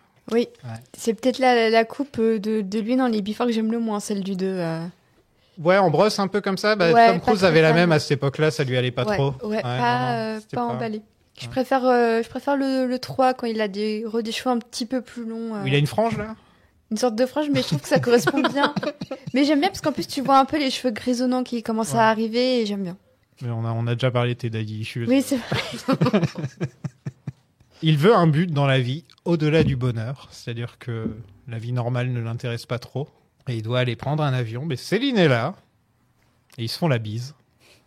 C'est très marrant parce qu'on n'a qu'une seule envie, c'est qu'ils s'embrassent tout de suite. Il n'y aurait pas de film sinon. Bah, déjà, 1h20, c'est court. Tu peux pas faire 4 minutes de film. J'ai une question pour vous. À quel moment ils s'embrassent dans le film? Ils s'embrassent S'embrasse jamais. pas. Ah, c'est important. Bah, c'est le C'est seul qu'on fait film. un film de romance où il n'y a pas de bisous. Il y a pas de- Moi, il y je a trouve pas ça de- super. Ouais, c'est trop Mais on bien. en Pour moi, parlera les- peut-être après sur la fin. Les gestes d'intimité, même dans le taxi à la fin, quand elle essaie un peu de lui Ah, tapoter. ils font la même chose que T'as la dans... scène. Que dans le Miroir 1. du premier. Bah, pour moi, c'est un geste d'intimité. Bah, j'en parlais déjà dans l'épisode précédent, mais c'est un geste d'intimité beaucoup plus fort que le moindre baiser pour moi. Mais surtout qu'il n'est pas échangé. Donc, en fait, t'as beaucoup plus de tension au final que dans un baiser échangé par deux personnes, quoi. Il y a un moment où Jessie essaie un peu de la pécho Oui. quand il l'attrape et il l'a mis sur le banc et tout de suite Ouais. elle fait non. Ouais, mais parce Oh là qu'elle là. le cherche un peu aussi. Elle Ouais. lui dit qu'est-ce qu'on ferait si c'était l'apocalypse demain, si on devait mourir demain, machin. Tu te doutes très bien de ce que l'américain de base va répondre, même s'il a écrit un livre. Désolé, Je ça dirais reste... même l'homme de base. Ça reste un homme, quoi. Forcément. Et ce qui est drôle, c'est que je retrouve un peu la même tension de qu'est-ce qui va se passer. Dans le 1, il y a la scène chez le disquaire. Et dans le 2, je trouve que c'est la scène de l'escalier qui remplit un peu cette fonction de... Il y a un truc qui se passe, ça dure un peu, ils se regardent un peu, ils savent ce qui va se L'instant sans passer. dialogue en fait. C'est L'instant sans Il n'y a dialogue. pas de dialogue Ouais. dans le film. Il n'y en a pas beaucoup des instants Ouais. sans dialogue dans ces films-là. Hein. C'est très rare. Bah, celui-ci, c'est peut-être celui où il y a le moins d'instants sans dialogue, mais justement parce qu'on est dans une unité de temps assez... ça presse, quoi. Et parce qu'ils sont quasiment que deux, comme tu le disais tout à l'heure, en plus. Ouais. Il n'y a pas vraiment de... Ils regardent pas de choses qui se passent ou quoi. Vraiment, ils se parlent, quoi. Ouais, et puis ils font un speedrun de... Speedrun de 9 ans. Speedrun d'histoire d'amour. Pendant le film, on visite un petit peu la rive gauche, on visite le Marais, on visite le 11e, le 12e, avant de finir aux 10 rue des Petites Écuries, chez Céline, qui est en fait rue du Faubourg Saint-Honoré, comme tu disais tout à l'heure. Comme Océane disait, c'est pas forcément des endroits marquants de Paris, mais c'est plus des endroits qu'on verrait quand on se promène dans Paris. Oui. Parce qu'on se promène pas tous aux Champs-Élysées. Hein. Les gens qui Ah, n'habitent pas à Paris, je De sais pas. moins en moins, d'ailleurs. Oui, et puis on va Bah, jamais, on y va a même plus rien sur jamais. les Il n'y a plus de culture sur les Champs-Élysées, Non, à mais part on le... va jamais. Il y a plus de cinéma ni rien. Il n'y a plus de cinéma, Ouais, il n'y a plus il de en reste Fnac, il n'y a plus de... Il y a même plus de Fnac. La Fnac a fait... Bah, il y avait Il y avait Virgin avant, mais Ouais, c'est mais il y a eu fermé. une émeute au moment de la fermeture de la Fnac et ils ont tout fermé très précipitamment. Mais enfin, du coup, c'est un peu la fin de la culture aussi sur les champs. Moi, j'aimais bien aller sur les champs parce que Avant, je faisais beaucoup de projections presse. Ah ouais. Et quand j'allais sur les champs, que j'avais un peu d'avance, j'allais me balader. Mais même au Disney Store, tu vois vraiment le truc un peu... Ça existe encore le Disney Store? Non, il a fermé aussi. Ah. Ouais, mais vraiment, une hécatombe. Il y a 2-3 ans, il a fermé. Et justement, j'aimais bien passer par la Fnac, par ce type de magasin où il y avait un peu de culture quand même. Et là, en fait, maintenant, c'est vraiment que des marques de... Le Megastore, il était impressionnant, Ouais, il était sur plusieurs incroyable. étages et tout. Il était stylé. Je regarde un bon souvenir. Et c'est vrai que c'est deux visions de voir les Champs-Élysées très bling-bling. Et en face, t'as Linklater qui te fait une balade un peu intello, mais dans le bon sens du terme, dans le sens où c'est quand même des lieux de culture et qui sont très jolis aussi. Parce que c'est pas juste, il y a un monument hyper beau. Je trouve que la manière dont il filme les ponts, les bancs, les jardins par où il passe, c'est super beau. C'est un peu une sorte de poésie un peu du quotidien. Et je pense aussi que le fait que ça se passe à Paris, qu'on ait cette vision de Paris, qui fait que c'est mon préféré de la saga. C'est un peu chauvin, mais je pense aussi que c'est la vision de Paris qui a beaucoup plu à pas mal de gens qui ont jamais trop vu Paris. T'as le choix entre Amélie Poulain et Before Sunset, Ouais. en fait. Amélie Poulain, c'est la version rêvée de Paris, et Before Sunset, c'est Paris. En fait, c'est Linklater qui te dit, mais même en allant au-delà des clichés, Paris peut être très beau. Et en fait, c'est quelque chose qu'on a un peu... Je trouve que c'est quelque chose qu'on a un peu tendance à oublier, parce qu'effectivement, le Paris un peu tourisme qu'on a vu pendant les Jeux, effectivement, tout est très beau. Mais Paris, même quand tu te balades un peu dans des coins un peu secrets, cachés, tu réalises que la beauté est vraiment partout. Je suis dans le seul coin moche de Paris. Alors franchement, il y a... Regarde Oui, devant. bon. Il y a la tour. Bon, là, il y a des bureaux, mais... Il y a Hortank, il y a Isengard juste en face. Mais c'est ça. Et par exemple, là, le trajet qu'ils font dans Before Sunset, à peu de choses près, je l'avais fait avec mon ex il y a 10 ans, pile, quasiment. Et en fait, tu réalises que parfois, tu n'as même pas besoin de 10 milliards de monuments pour faire une balade exceptionnelle quand il fait beau, qu'il fait pas trop froid, que t'as du soleil, tu te balades juste. On était aussi passé un peu par l'île Saint-Louis et tout ça. Et il a pris un avion et tu l'as plus jamais revu. J'aurais préféré, mais c'est pas comme ça suffit. T'arrêtais pas de lui dire, tu dois pas prendre un avion, t'es sûr? Il faudrait vraiment que tu prennes ton avion. Franchement, va à l'aéroport, là. Non, mais pas de Nina Simone. Tu prends ton avion tout de suite. Je suis un peu- Cette guitare. je suis un peu méchante, mais grosso modo, et en plus, ce jour-là, on avait quasiment rien dépensé. Et on était en mode, il n'y a même pas besoin d'être Il y a riche pas pour se balader dans Paris, Ah bah faire non, des du super balades. Et c'est trop bien. Mais en fait, c'est un peu une balade que tu ferais quand t'es pas de Paris, mais que t'as un pote ou de la famille qui vit à Paris, ou comme toi, j'imagine que tu vas... C'est un musée ouvert, quoi, en fait. Ouais, ou quand toi, tu vas, j'imagine, à LA, tu fais pas le touriste, tu fais ta vie avec tes potes. Je vais voir tous les immeubles de la Scientologie, c'est le premier truc que Oui, je bon, fais. ça, à part, une fois que t'as fait ton petit Scientologist tour, tu fais ce que font tes potes, voilà. Non, mais en fait, t'as ce côté de balade normale, et puis de toute façon, ils ont pas beaucoup de temps, et ils vont pas aller faire la queue pour visiter un monument, ou prendre une photo de la Tour Eiffel, ou je sais pas quoi, enfin, ça n'aurait aucun sens. Et du coup, c'est peut-être vraiment un film dans lequel Paris est hyper important, et dans lequel on voit pas justement le cliché de la Tour Eiffel, parce qu'en fait, t'aurais pu vraiment vendre ça en disant le film romantique à Paris, mettre une grosse Tour Eiffel sur l'affiche, un truc. Il y a quand même le bateau-mouche avec les ponts et Notre-Dame qui est là quand même. Là, c'est quand même pas mal. Ils font du bateau-mouche un moyen de transport, tu vois. C'est pas juste on se balade et tout ça. C'est ils prennent le bateau-mouche pour arriver à une destination bien précise. Et ça, je trouve ça génial de se dire ce truc hyper cliché et tout ça, en fait, on va en faire un vrai outil dans la narration, qui est pas juste là pour faire joli, même si c'est fait effectivement super joli, et que il y a des scènes magnifiques qui se passent sur le bateau-mouche. Et puis moi je trouve le bateau-mouche me rappelle aussi un peu ce qui se passe dans le train dans le premier, quoi. Il y a toujours un moyen de transport, enfin en tout cas dans les deux premiers, t'as ce moyen de transport qui t'amène d'un point A à un point B. Une bonne idée de faire le prochain Before où c'est des vieux dans un avion. Qui va se cracher, ouais. Quelle horreur. Before Snakes in a Plane. Enfin, un mélange. Le crossover, personne ne voulait. Là aussi, pareil, qu'il s'envoie 40 pages de dialogue pour préparer ce film. On apprend que Jesse est le seul à être allé à Vienne 6 mois plus tard. Ouais. C'est terrible. C'est pas étonnant. C'est pas étonnant, mais elle a une bonne raison. Sa grand-mère est morte. Sa grand-mère est morte, ouais. Ouais, mais est-ce que c'est vrai? Je pense que là, pour le coup, c'est vrai. Parce que toi qui ne crois pas le photojournaliste... Là, pour le coup, je pense pas que ce soit le genre de personne à utiliser la mort de sa grand-mère comme... J'espère pas. Non, ça a pas l'air. Elle a trop la main sur le cœur. Et puis en plus, si tu dis qu'elle a les photos de sa grand-mère... Ouais, non, je pense que... Non, ce serait justement, ils ont montré les photos de sa grand-mère pour nous montrer qu'elle mentait pas. Je Mais pense ils que c'est justement... Mais ils n'ont pas montré de photos du photoreporter pour... Pour démentir. Oh, Seigneur. Pourquoi tu n'es pas venu à Vienne? Je t'ai dit pourquoi. Mais oui, je sais pourquoi, c'est juste. Je souhaitais vraiment ta présence. Ça aurait pu changer complètement nos vies. Tu le crois vraiment? À vrai dire, oui. Peut-être bien qu'on se serait haïs à la longue tous les deux. Oh, quoi, comme on se hait en ce moment? Peut-être aussi qu'on est seulement doués pour les rencontres éclairs dans les grandes villes européennes, qui sait, et dans un climat chaud.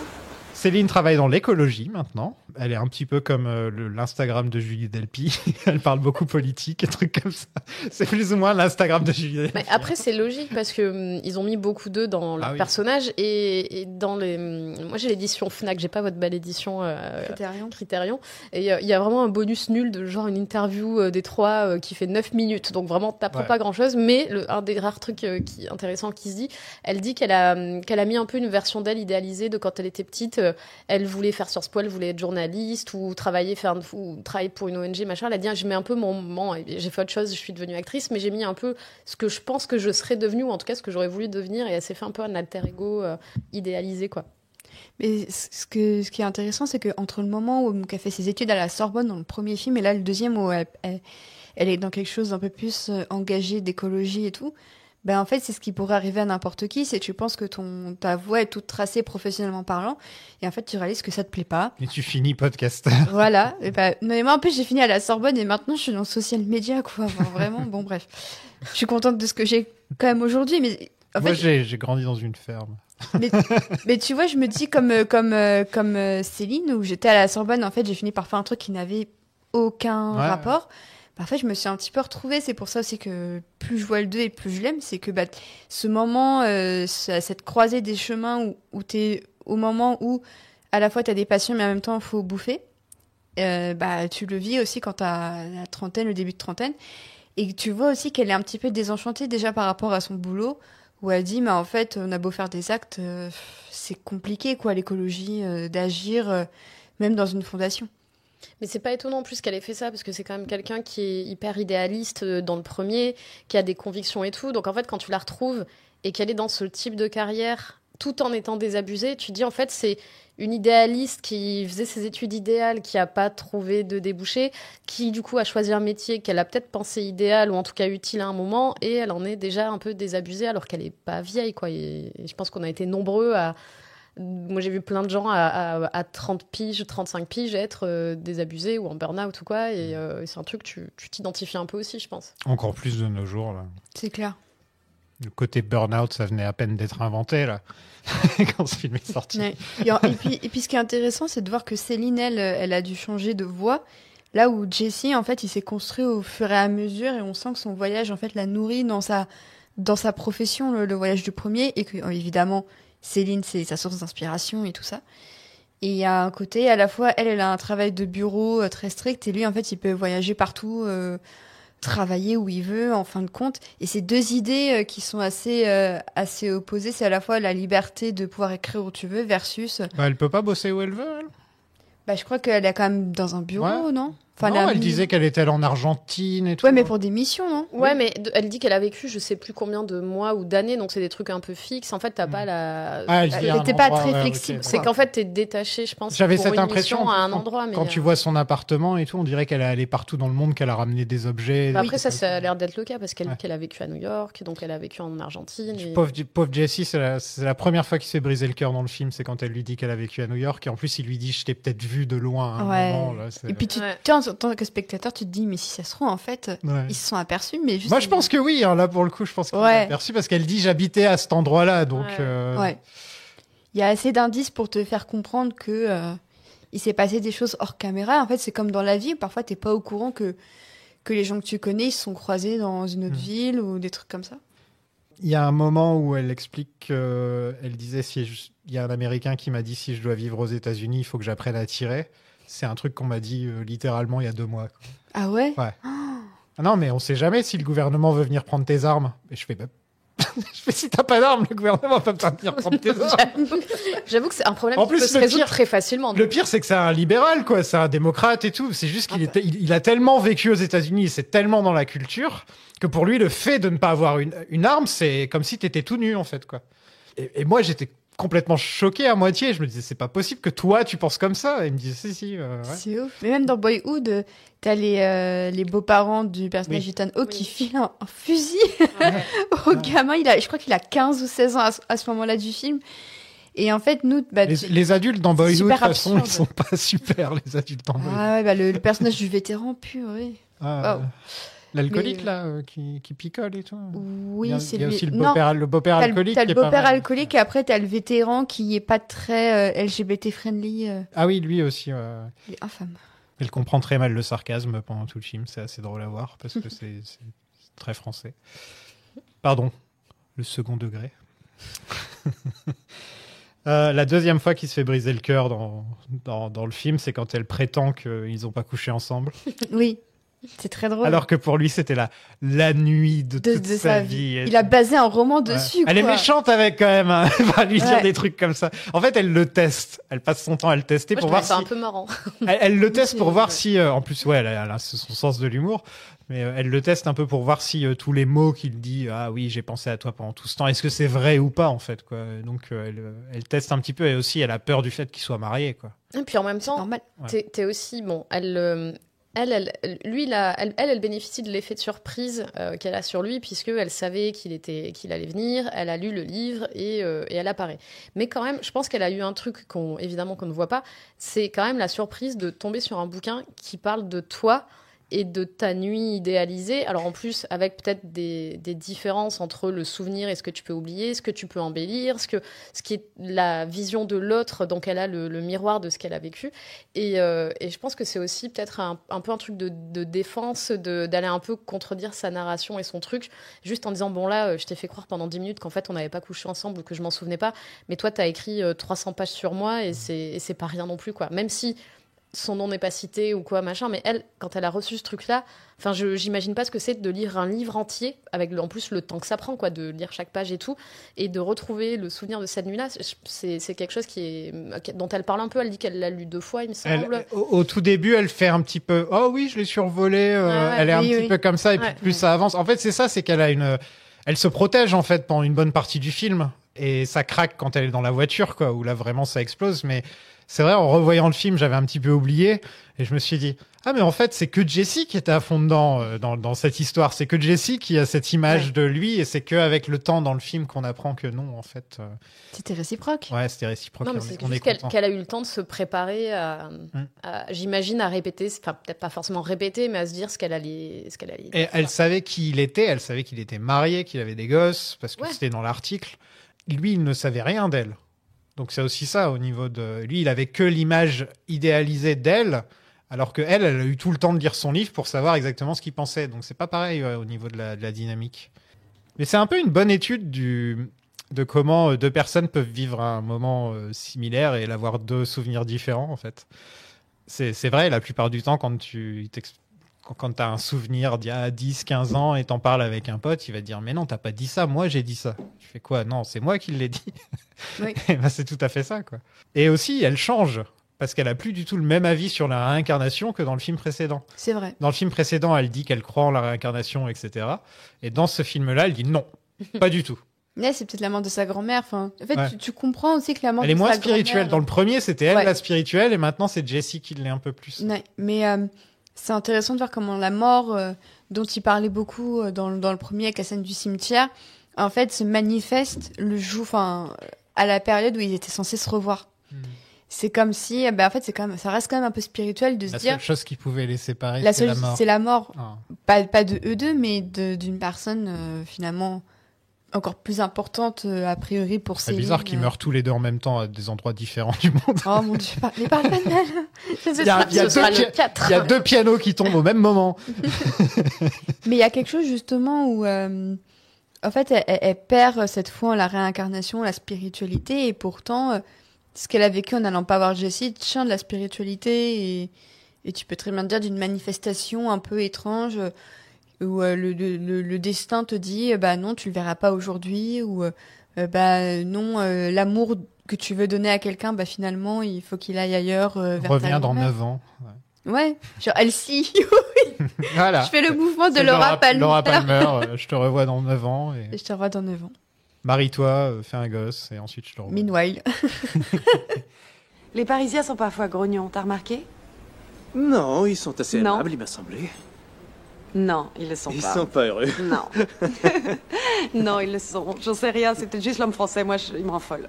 On comprend quand même vite qu'elle est plus ou moins distante parce que voilà, il est marié. Est-ce que vous pensez qu'il lui aurait dit s'il n'y avait pas eu d'article? Il a la bague en même Bah, temps. il a la bague. Ouais, voilà. Mais en il fait, a pas retiré. Hein. il essaie pas de le cacher quand elle lui dit j'ai vu Ouais. que t'étais marié. C'est oui, bah ouais, je suis marié. Bah, c'est un fait. Il y a pas un moment où il stresse du fait qu'elle a remarqué qu'il était marié. Quoi. Ben, je pense aussi que, on t'explique que la situation avec sa femme est assez compliquée, voire au point mort. Tu peux très bien te dire que en rentrant, il décide de demander le divorce ou je ne sais quoi. Bon, je pense que c'est ça. Et en fait, c'est vraiment, c'est le film d'un homme qui est plus torturé par une femme, mais qui a envie de se réinventer, de se retransformer, parce qu'il comprend que sa vie est dans une impasse, et il s'avère que Céline est là aussi pour l'accompagner dans son renouveau. Et je pense qu'il s'en fiche un peu de sa femme, à plein de niveaux. Et qu'il a peut-être déjà fait. Après, il a pas l'air de la détester non plus. Non, mais tu vois ce qu'il dit sur pourquoi il s'est marié et tout. Tu dis, ouais, c'est pas l'idéal romantique. Elle et était tout, quoi. enceinte, on Elle s'est était marié. enceinte, Ah ouais. Et qui dit que ouais, il s'est marié parce qu'il a l'impression que genre les hommes qu'il admire étaient mariés, avaient une famille et que c'était un truc de, tu vois, en gros une case à cocher quoi. Et que c'est pas forcément la personne, c'est le fait qu'elle soit tombée enceinte, du coup c'est tombé sur elle, mais en fait ça aurait peut-être été quelqu'un d'autre quelques années plus tard. Et... Imaginez Céline serait tombée enceinte, tu vois. Et là elle lui dit, en fait tu as un fils, il a 8 ans et demi, le voilà. Bah, elle lui dit non, on n'a pas couché ensemble parce que t'avais pas de capote. Et lui, il dit mais si, je me souviens même de la marque des capotes. Ouais. Et ensuite, Céline lui dit on a couché ensemble 2 fois. Et tu te rappelles que d'une, en gros, c'est ça qu'elle veut lui dire. Genre Ouais. dans le livre, il a dû toujours parler tort. que d'une fois. En fait, il a toujours ça. Ouais. Mais c'est ça Ah qui mais est elle est vraiment drôle. française. Hein. Elle est vraiment. Je pense Ah qu'on ouais. peut pas faire plus française que Julie Delpy. C'est un C'est truc de clair. fou quoi.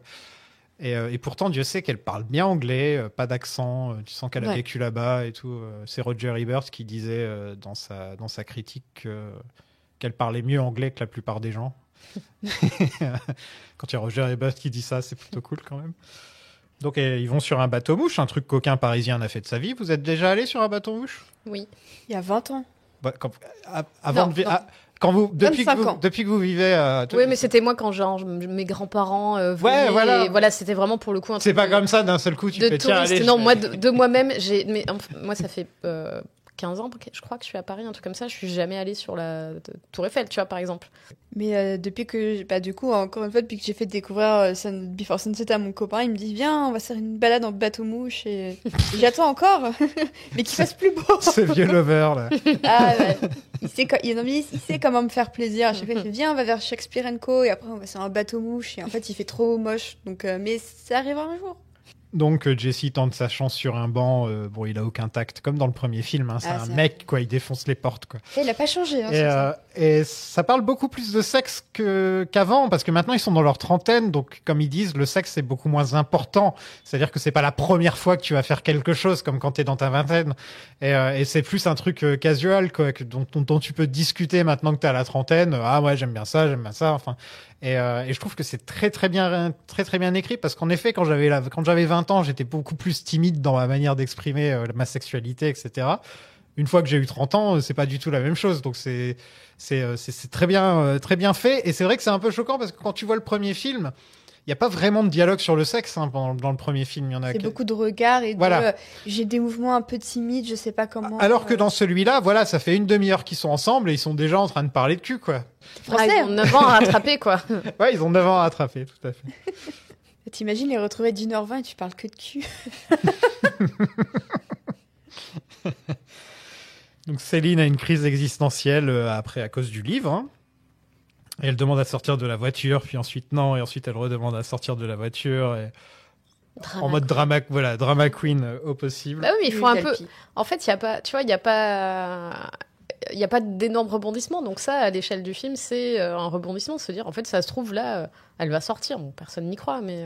Mais j'aime quand même bien Ça relance. qu'on essaie un petit... Parce que quand on la voit, Céline, au début, on se dit, elle est quand même vachement cool, Céline, quoi. Et en fait, tu vois que non, elle a quand même des névroses. Elle est pas, c'est pas la personne qu'on pourrait imaginer. La manique Pixie Dream Girl, justement, comme je disais dans l'épisode précédent, où elle est parfaite, elle a aucun défaut et elle joue du ukulélé et voilà quoi. Non, j'ai beaucoup aimé cette scène justement parce que ça montre que Céline est humaine et c'est important et parce que on voyait beaucoup de Jessie étaler ses sentiments, même dans le premier film, c'est un peu lui qui parlait des sentiments, et elle qui préférait parler de sujets un petit peu plus philosophiques, entre guillemets. Et là, j'aime bien, en plus, elle est excellente, hein, Julie Delpy, dans ce film, encore une fois. Ouais. Voilà. Je suis amoureux. Mais c'est Et marrant. après, ça me parle de moi Mais, pour en fait, Ethan Hawke. mais c'est marrant parce que je repensais à ce que tu disais pour Ethan Hawke, tu vois. Et moi, je me dis, quand je vois le film, je suis amoureuse ni de lui, ni d'elle. Je suis amoureuse ni de lui, ni d'elle. Des deux. Mais en fait, je suis amoureuse de eux et je veux qu'ils soient amoureux. C'est un peu ce qu'on disait la dernière fois là de Now Kiss, tu vois. Et je me dis, en fait, je sais pas, dans la comédie romantique, souvent, on écrit un personnage. Que ce soit féminin ou masculin, mais on les écrit tellement aimables qu'il faut qu'ils soient universellement aimables et que tout le monde les aime, tu vois. Et moi, il y a des trucs chez les deux là qui me saoulent, mais je comprends qu'ils soient attirés l'un par l'autre. Et du coup, je me dis, en fait, ils sont hyper bien écrits parce qu'ils sont pas. Tu vois, c'est un peu parce que c'était lui, parce que c'était moi, tu vois. C'est parce que c'était lui et parce que c'était elle. Et je trouve qu'ils sont hyper bien écrits parce que je me dis, jamais j'irai moi avec eux, mais je comprends que ce soit l'attraction incroyable et ces retrouvailles de 9 ans après où tu retrouves les mêmes choses qui font qu'ils s'étaient attirés, qu'ils s'étaient appréciés et tout. Et toi, je sais pas, t'es amoureuse de leur relation, quoi. Bah ouais, et même quand tu peux te dire, t'as pas forcément que des points communs avec eux, la plupart du temps, tu vas te dire, ah non, elle dit une connerie, ou alors lui dit une connerie. Mais c'est ça la vie, en fait. Tu peux pas être avec quelqu'un avec qui t'as que des points communs, avec qui t'es toujours d'accord, que ce soit avec tes amis, ou alors tu vis dans une pièce à écho et tu passes ton temps à entendre exactement les choses que tu veux entendre. Et au final, les personnages en tant que tels, ils n'ont pas forcément beaucoup de points communs. Lui, c'est un mec, c'est un rêveur et elle, c'est elle agit, elle, alors que lui, il rêve, en fait. Ouais. Et donc, on pourrait se dire, ah, ça va pas forcément marcher entre eux. On verra dans 9 ans. mais on a quand même envie que ça marche, quoi. Bah, on a envie que ça marche, mais tu peux pas t'empêcher de te dire, mais par contre, ils vont vivre où? Enfin, en fait, moi, de manière très pragmatique, je me disais, mais où est-ce qu'ils vont vivre? Et le fils de Jessie et les conjoints de Céline et Jessie, en fait. En plus, Jessie dit bien qu'il voudrait vivre toute sa vie avec son fils, etc. Exactement. Enfin, ce qui est très important d'ailleurs dans le troisième film. Hein. C'est qu'au final, ok, je suis amoureux de toi, etc. J'ai un gros crush sur toi depuis 9 ans. Au final, j'aime mon fils encore plus. C'est ça que ça dit, en fait. Mais c'est normal. Ouais, bien sûr. Mais c'est intéressant. Encore heureux. C'est pareil avec mon chat, tu vois. Quand je rencontre une meuf, je lui dis, écoute, désolé, mais... On peut pas se marier à Las Vegas, j'ai un chat. J'ai un chat. Ou alors il vient, oh là là. Ce serait trop avec un il petit porte costume, les alliances. avec un petit costume. Quand à un moment, Odyssey, il est en train de dormir la tête contre le bâton. Non, mais en fait, toi, tu ne le vois pas, mais depuis tout à l'heure, Ecosan, on le regarde évoluer, c'est incroyable. Je l'ai jamais vu avec cette pose là comme ça. On dirait qu'il est bourré. Il a calé sa tête, c'est incroyable. C'est adorable. Mais bon, pour être plus sérieux, il n'y a rien de plus frustrant qu'un amour impossible à cause de la distance ou de ce genre de choses. Et en plus, souvent, on se monte la tête encore plus, quoi. Le fait que ce soit impossible, donc on se dit, ah, ce serait parfait, ce serait génial. Mais il n'y a rien de pire, c'est un sentiment qui est vraiment, qui écrase, quoi, qui est écrasant. Puis, là, celui-ci, en fait, tu te dis, à la fin du premier, tu peux te dire, bon, même qu'ils se recroisent ou pas, ça reste une nuit inoubliable, enfin, ça reste une journée pour eux inoubliable et tout ça. Là, quand tu sors du deuxième, tu te dis, mais par contre, là, si vous les mettez pas ensemble, c'est un peu du foutage de gueule. On les revoit 9 ans après, ils se recroisent. Ça va. Ça va depuis 9 ans, depuis Paris. Non, justement, ce qui est bien, c'est que Linklater, avec la suite, il a été dans le sujet, quoi. Il a pas hésité. Enfin, je dis Linklater, mais c'est les deux aussi. Il a décidé de le faire, quoi, de montrer ce que c'est l'amour vraiment.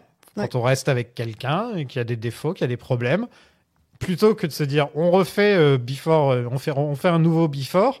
Et ils se rencontrent à Tokyo, ils passent une journée ensemble, et ensuite, dans 9 ans, on le refait. Non, là, au moins, c'est clair que Before Sunset et Before Sunrise se ressemblent. Parce que bon, c'est le même principe. Ouais. Mais ce qu'il tente avec Before Midnight justifie encore plus les films précédents, j'ai l'impression. Bah oui, parce que c'est des films qui te poussent à te poser la question, mais qu'est-ce que tu aurais fait à la place? Et en fait, ils vécurent heureux. Enfin, voilà, ils se marièrent, ils vécurent heureux, mais ensuite, qu'est-ce qui se passe après les enfants? C'est quoi la suite du proverbe? Et en fait, je peux comprendre que après le romantisme de Sunset, les gens se soient dit devant Midnight, mais c'est plus la même chose et tout ça, mais c'est normal. En fait, la vie, elle change à chaque seconde. Et même tout ce que toi, tu t'imagines il y a encore 6 mois, c'est plus du tout ce qui est là aujourd'hui. Ces films-là, c'est un peu des photographies, effectivement, à un moment M de leur vie. Mais même pour la vie de Linklater, même pour la vie de Delpy et Hawke, il s'est passé des choses. Si jamais ils étaient restés sur un statu quo au niveau des thématiques et du romantisme, pour Midnight, là, ça m'aurait inquiété. Là, j'aurais vu une stagnation intellectuelle et sentimentale et personnelle pour eux deux. Non, ça a du sens que quand ils se revoient, ce soit à peu près le même concept. C'est logique, quoi. C'est normal. Ouais. Mais c'est ce qu'ils en font après. Enfin, pour moi, c'est pas tant des... C'est à la fois des films sur Céline et Jessie, mais c'est aussi des films sur Ethan Hawke et Julie Delpy. Et c'est intéressant aussi de recontextualiser un peu la place de ces films dans leur filmographie. Et c'est marrant, mais du coup, donc, j'ai fait découvrir Boyhood à mon copain donc la semaine dernière, parce qu'il avait vu très peu de Linklater, du coup, je le mets un peu à la page. Et sur celui-ci, il m'a dit... et par contre, tu vois très clairement le moment dans le film où Linklater, il veut faire son deuxième Before. Et ça, j'y avais pas trop pensé. Mais en fait, c'est dès le début, et même sur presque vers la fin, que mon copain a remarqué, là, dans la manière dont il discute, la manière dont c'est filmé aussi Boyhood, parce qu'il y a de très longs dialogues où il marche, où tu sens que c'est à la Steadicam comme dans les Before. Et c'est dans ce moment-là que tu remarques un peu les moments où Linklater, ce qui fait dire à ses personnages, se rapproche un peu des Before. Et du coup, c'est hyper intéressant. Tu as vu Slacker? Toujours pas. Slacker, quand tu regardes les dialogues, en dehors de ceux où c'est des gens qui disent des conneries, ou alors des stoners, etc., oui. C'est le même genre au niveau des dialogues, quoi. C'est des gens qui marchent dans la rue et qui ont des petits monologues, et ensuite on passe à d'autres personnes. C'est ça. Et ouais, donc c'est vraiment son style, quoi, Linklater. Je crois qu'écrire ce livre, c'était un peu comme construire quelque chose. Comme m'assurer que je n'oublierai aucun détail des moments qu'on a passés ensemble. Tu sais, que ce soit un rappel du fait qu'elle a vraiment eu lieu, cette rencontre. Tu sais que c'était réel. Elle a eu lieu. Je suis si contente de t'entendre dire ça parce que je me suis toujours sentie comme une idiote de ne pas pouvoir oublier comme ça, tu sais. Donc il y a le père et la mère de Julie Delpy qui ont l'air très cool. Et Julie Delpy chante une petite chanson. Magnifique. Une petite valse. Bon, déjà, il y a la tension qui monte dans les escaliers. Avec le chat. Hein, un chat qui est là. Oh, les chats. Non, mais oh, les chats. Non, mais c'est vraiment ce qui manquait au film, tu vois. Tu dis, ça pourrait pas être mieux. Et là, il y a un chat. Tu fais, non, mais je vais plus jamais sortir de ce film. Et en même temps, c'est marrant comment Jessie me semble être une dog people. Et Céline, c'est vraiment une cat people, quoi. Mais c'est vraiment... Non, mais ça, c'est les Américains et les Français. Hein. Mais c'est fou, Non, mais vraiment, les Américains, c'est un pays de chiens, là-bas. Ouais, c'est un pays où tout est fait pour les chiens. Ici, on est beaucoup plus... on est des chats, nous. On est un peu plus félins. Puis on est un peu... On se laisse pas approcher facilement, contrairement aux Américains qui viennent et qui font des câlins et tout. Nous, on est un peu plus sur la... C'est un peu plus froid, quoi. Donc, c'est vrai que... c'est nous qui choisissons de qui on s'approche. Et c'est pour ça que je disais Jessie dans l'épisode précédent, j'ai dit c'est un labrador, c'était pas dans l'expression non plus. J'ai mal choisi mes mots, mais ce que je voulais dire c'était exactement ça, c'est que il y a un rapport chat et chien dans tout ça.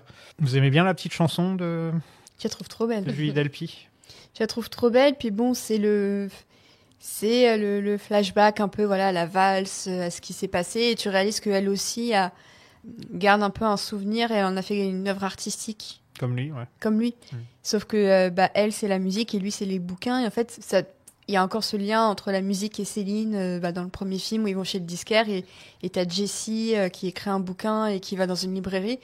Et tu peux très bien te dire que elle, la créativité de Céline, elle s'exprime à travers la musique et lui, c'est à travers les bouquins. Donc il y a encore quelque chose de très, très artistique dedans, mais c'est trop beau. J'adore. Non, puis c'est beau, tu vois, parce que lui, il la découvre au fur et à mesure, la chanson. Ouais. Encore une fois, lui, il joue très bien. Il est sur la surprise du truc. Et vraiment, tout le regard qu'il a, tous les contre-champs sur lui, depuis le moment où elle joue, ou après elle fait sa Nina Simone et tout. En fait, il a un regard, est-ce que tu peux avoir un regard plus expressif, un sourire plus souriant? J'ai même pas les mots, mais et c'est assez fou. Puis elle chante sa chanson, donc on dirait que c'est le plus beau rêve qu'il a eu, quoi. Ouais. Et du coup, la chanson ça continue, et puis elle a son elle dit son prénom à un moment dedans, puis lui à la fin il essaie de un peu dédramatiser en disant ouais tu mets le prénom de n'importe quel mec à chaque fois, et puis parce que en fait la charge émotionnelle elle est trop forte, donc il faut un peu désamorcer le truc, et je trouve que le final il est incroyable. Une des meilleures fins de l'histoire du cinéma pour moi, et c'est pour ça que j'aime énormément le premier, hein. Pour moi je leur ai mis tous les deux 5 étoiles, donc au moins c'est simple. Mais je pense que la fin m'a beaucoup plus marqué que celle de Sunrise. Puis le fond du haut noir. Ouais. Et en fait, le fond du haut noir aussi... Puis on est dans le regard de Jessie, en fait. Puis son sourire. Enfin, en fait, elle dit Baby, you're gonna miss that plane. Et il fait ouais, non, mais je sais. Enfin, pour moi, c'est vraiment du même niveau que Leia qui dit oh non. Non, mais non. On va le faire à chaque épisode. Allez. C'est ça que ça m'a rappelé. C'est quand Ce n'est pas parce que tu parles que tu es intelligent. Quand Harrison Ford, quand Indiana Jones dit à Carrie Fisher, voilà. Ce n'est pas parce que tu parles que tu es intelligent. Je me fais bully, là. Ah bah oui, forcément cet épisode va être plus long que le film. On prend un chocobon, voilà. Oh. Plus jamais de mettre de chocobon quand t'es là. Mais en fait, oui, il y a ce truc de... Je sais vraiment depuis le début, il savait très bien qu'il allait rater cet avion, parce que comme on le disait tout à l'heure, depuis le début, il fait que trouver des prétextes pour pas partir pour l'aéroport, pour aller se balader, pour machin. Et en fait, depuis le début, il le savait très bien, et nous aussi, on le savait très bien. Et je trouve qu'en fait, même la première fois, tu te doutes plus ou moins où ça va aller, mais même quand tu le revois, tu le sais très bien, et tu te laisses vraiment emporter. Moi, je trouve vraiment là de le revoir, ça m'a remis dans le... À chaque fois que je le revois, ça me remet dans le mood que j'avais la première fois que je l'ai vu et où je l'ai découverte, cette espèce de petite excitation, alors que je sais très bien où ça va. Et vraiment, ce final, à chaque fois, je me réjouis, alors que je le connais par cœur. Et je trouve ça... Il y a peu de films qui me font cet effet-là, quoi. Je trouve que les Before, en vrai, faudrait les regarder tous les 9 ans à chaque fois. Oh non, j'ai pas envie d'attendre autant de temps. Non, mais moi, là, j'ai attendu, par exemple, et je trouve que c'était parfait, parce que je savais exactement ce qui se passait dans la plupart. Mais en même temps, j'ai redécouvert les petits détails. Et c'est toujours bien de redécouvrir une œuvre et de se repencher dessus et de voir les petits détails. Et surtout, j'ai vieilli par rapport à la dernière fois où je l'ai vu. Quand tu le vois dans ta vingtaine, c'est pas du tout la même chose que le voir à 37 ans comme là maintenant. Bien sûr. Moi, je crois que j'ai attendu, du coup, entre 2013 et la trilogie à la Cinémathèque. Bon, évidemment, il n'y avait que 2 films, donc autant vous dire qu'à la fin du 2, il y avait des... Comme ça, genre j'ai cru que les gens allaient s'effondrer sur place en mode mais non, mais ça peut pas finir comme ça. Et ensuite on t'annonce que le film 3 ne peut pas être projeté, donc je veux pas imaginer le cauchemar de ces gens. Mais moi j'ai attendu 8 ans, donc j'étais un peu dans les mêmes eaux, et ouais, non, ça a été assez riche à revoir, et après j'ai attendu encore 2 ans après pour les revoir. Et 2 ans, c'est... Mais 2 ans, moi j'aime bien. Je pense que laisser le temps à ce genre d'œuvre, c'est pas une mauvaise chose. Je crois que je les revois tous les 2-3 ans. Ouais, mais là, cette année, c'est les 30 ans, tu vois, tu te dis, c'est un peu l'anniversaire. Mais il y a toujours un anniversaire si tu vas pas. C'est pas grave. J'avais même pas vu que c'était les 30 ans. Oui, on l'a dit la semaine dernière. On l'a dit la semaine dernière. Mais oui, 95. Je vous écoute plus, je vous regarde. Alors c'est toi qui l'as dit la semaine dernière. Je m'écoute plus. Je suis désolée, mais... Oh, vous comprendrez quand vous aurez mon âge. Je suis plus vieille que toi. Je sais. Il y a 3 chansons de Julie Delpy dans la BO, parce qu'on l'entend aussi dans le générique de fin. Ouais. Donc elle a placé sa carrière musicale. Bah, la SACEM, voilà. Ouais. Et donc elle imite Nina Simone. Vraiment, le dernier truc que tu peux imaginer Julie Delpy en train de faire, c'est d'imaginer. Franchement, c'est nickel pour pécho. Faut faire ça. Hein. C'est une chanson, ouais. Et bébé, tu vas rater ton avion. Et comme je disais tout à l'heure, ils ne s'embrassent pas une seule fois du film. Mais alors ça, c'est marrant, parce que l'autre jour, je regardais un docu sur Linklater, qui était un docu vraiment où il passe tous ses films. Il y a quasiment que des acteurs qui parlent des films. C'est pas très intéressant. Donc j'écoutais un peu d'une oreille. Et il y a un truc qui m'a frappé. Je sais plus quel acteur, je sais plus si c'est un des acteurs du film ou de ses autres films, qui disait quand même à la fin de ce film, ils s'embrassent pas. Et en fait, je me suis rendu compte que j'ai eu beau l'avoir vu je ne sais pas combien, j'avais même pas pensé qu'ils s'embrassaient pas, parce que j'en ai pas besoin. Et en fait, je me suis dit, ah mais c'est vrai qu'ils s'embrassent pas. Oui, c'est évident, mais je me l'étais jamais dit, je l'avais jamais conscientisé. Et je me suis dit, hyper étonnant et apparemment des gens ont été très gênés par ça et moi ça m'a même pas effleuré. Mais ça me rappelle Orgueil et préjugés qui a 20 ans d'ailleurs cette année, plus de 20 ans d'ailleurs cette année, celui de Joe Wright avec Keira Knightley. Et en fait, donc dans le montage du réal, à aucun moment ils ne s'embrassent. Et pour les États-Unis, ils ont dû rajouter une scène où tu les vois s'embrasser. Et en fait, cette scène, elle fait beaucoup, pas polémique, mais en fait, dans le fandom donc, de Jane Austen dont je fais partie, c'est très très mitigé cette scène parce qu'ils disent mais il n'y a pas besoin d'un baiser pour qu'il y ait une tension sexuelle de zinzin et qu'il y ait un bon dénouement entre deux personnages qui se tournent autour. Et en plus de ça, c'est quand même une vision très américaine où il te faut le bisou, comme si c'est l'acte physique qui comptait pour que aux yeux du spectateur, ils soient en couple, mariés, tout ce que tu veux. Et c'est pour ça que moi, je préfère largement le Orgueil et préjugés où ils ne s'embrassent pas à la fin, parce que tout passe par autre chose, quoi. Show don't tell, quoi. Show don't tell. Là, Sauf dans Twisters. Là, c'est l'inverse. Sauf dans Twisters où Steven Spielberg nous a privés d'un petit bisou à la fin et je suis dégoûtée. Ah, alors que la scène a été tournée en plus. Je pense que c'est un choix vraiment voulu, qu'il n'y ait pas de...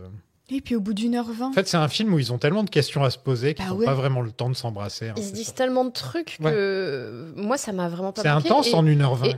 Et du coup, là, je t'écoute parler de ça, de rajouter une scène avec un baiser. Moi, je suis pas du tout sûre que... Enfin, je suis sûre plutôt que ça ne m'intéresserait pas, en fait. Parce que j'ai pas besoin de voir cette matérialisation. Je les ai eus pendant 1h20 qui se racontent des trucs, en fait. Donc... Et juste le regard de Jessie qui dit « je sais » quand elle dit qu'il va rater son avion, mais en fait, ça vaut tous les baisers du monde, quoi. Ouais. Vous pensez qu'il s'est passé quoi exactement, juste après ce... Je pense qu'elle lui a fait plein d'autres imitations et plein d'autres chansons. Dans ma tête, c'est comme ça. C'est devenu de plus en plus problématique, ça s'est transformé en Michel Leb. Et il est parti. Et finalement, il a pris son avion. Il s'est barré, elle a fini en blackface et tout. On a fait « oh non !» Aïe, aïe. Non, franchement, en fait... J'ai aussi l'impression, Jesse, lui, il a qu'une seule envie, c'est de l'embrasser, il n'y a pas de problème. Mais je pense qu'il y a le côté homme marié qui joue aussi. S'il les avait montrés en train de s'embrasser, ça aurait pu être aussi vu comme Céline qui le force à tromper sa femme, tu vois. Oui, c'est vrai. J'y avais pas pensé, mais c'est vrai. Ouais. Je suis pas la moitié d'un con, parfois. Non, mais moi, j'étais dans une abstraction de l'amour. Mais c'est vrai que si tu le manifestes, c'est vrai que tu as ce côté-là. Tu peux tout de suite te dire, Céline, elle vole l'homme. Regardez la française. Ouais, voilà. Ouais, c'est clair. Tu sais, c'est même pas ça, j'allais bien jusqu'à ce que je lise ton putain de roman. Ça a tout fait remonter, tu sais, ça m'a rappelé combien j'étais sincèrement romantique et combien j'avais d'espoir en plein de choses. Et là, on dirait que je crois plus à quoi que ce soit relié à l'amour et que je suis froide et que j'éprouve plus de sentiments. C'est à croire que j'ai mis toute ma capacité d'aimer dans cette unique nuit et que j'arrive plus à la retrouver de nouveau. Et on a fini Before Sunset ? Ça y est ? Le film qui a terminé l'amour. Le film qui a terminé l'amour. Qu'est-ce que vous en avez pensé, Marie ? Qu'est-ce que t'en as pensé ? Vraiment, moi, à chaque fois que je le revois, je suis soufflée que ça dure seulement 1h20, qu'il se passe autant de choses et en même temps aussi peu de choses, mais qui se disent autant de choses importantes, qu'on passe les étapes du baiser ou de je ne sais quoi, et que ça marche, qu'il y ait une telle tension jusqu'à la fin. Enfin, vraiment, moi, je me suis retrouvée vraiment devant le film comme un truc de suspense alors que je le connais par cœur. Et je me dis, t'as beau le voir et le revoir, ça marche toujours aussi bien. Donc je trouve ça vraiment une finesse d'écriture, d'interprétation. Enfin, tout est... Je trouve, en fait, je le dis pas souvent, mais je trouve que tout est parfait dans ce film. Et je le dirai pas souvent, surtout ici. Parce qu'ici, j'ai souvent dit que les films étaient tout sauf parfaits. Tu reviendras pour Creed 4, bien sûr. C'est ça. Avec Jonathan Majors. Avec Jonathan Majors. C'était avant qu'il soit cancel qu'on avait fait. C'était juste avant. Juste avant, ouais. Océane, t'as pas aimé le film, je crois, c'est ça ? Non, c'est pas ta cam. Ouais, pour moi, c'est peut-être... C'est trop Paris, c'est trop... Il y a trop d'Italo c'est trop haussmannien pour moi. Non, mais... c'est mon préféré de la trilogie. Je crois que je l'avais un peu dit la semaine dernière, mais c'est vraiment... toutes les étoiles sont alignées. C'est un propos aussi sur l'amour qui vieillit pas trop, qui reste encore assez actuel, qui pose encore beaucoup de questions sur toi, qu'est-ce que t'es en tant que trentenaire. Et en fait, j'envie tellement les gens qui ne l'ont pas encore vu et qui vont le découvrir. C'est une des rares fois où je me dis j'aurais vraiment voulu donner beaucoup de choses pour le revoir pour la première fois à chaque visionnage. Et c'est vrai que c'est un de mes films de chevet. qui m'influence pas tant que ça dans ma vision de l'amour, bizarrement. Mais qui, enfin, ça te donne envie de filmer Paris, en vrai, et c'est peut-être un encore meilleur compliment pour moi. Je trouve qu'il y a un truc qu'on n'a pas forcément dit, c'est à quel point, en tout cas, les 2 premiers films sont intemporels. Oui. C'est bon, tu vois les années 90, tu vois leurs fringues, leur coupe de cheveux, etc. Mais dans les conversations, il n'y a pas trop de moments trop sexistes, il n'y a pas de moments racistes, il y a pas un truc où tu te dis, ah, ça, de nos jours, ça passerait pas. Il y a vraiment, une ou deux répliques de Céline sur le viol où t'es en mode qu'est-ce que tu Oui, veux mais c'est sur un truc Céline qu'une fille pourrait dire aussi Tout de à nos fait. jours. Hein. C'est pas Ouais. forcément. C'est parce que C'est nous, vrai. on a passé tellement de temps sur Twitter et compagnie que voilà. Trop. Mais les gens normaux, ils font des blagues comme ça. Et Ouais. c'est vrai. Ouais, ça c'est un truc. Ça veut dire quand même que Linklater est très fort parce que je l'ai ressenti dans presque tous ses films, à part Dazed and Confused, qui est vraiment ancré dans son époque. Ça pourrait être n'importe quand, n'importe où. Boyhood aussi est quand même un certain. Il y a beaucoup de.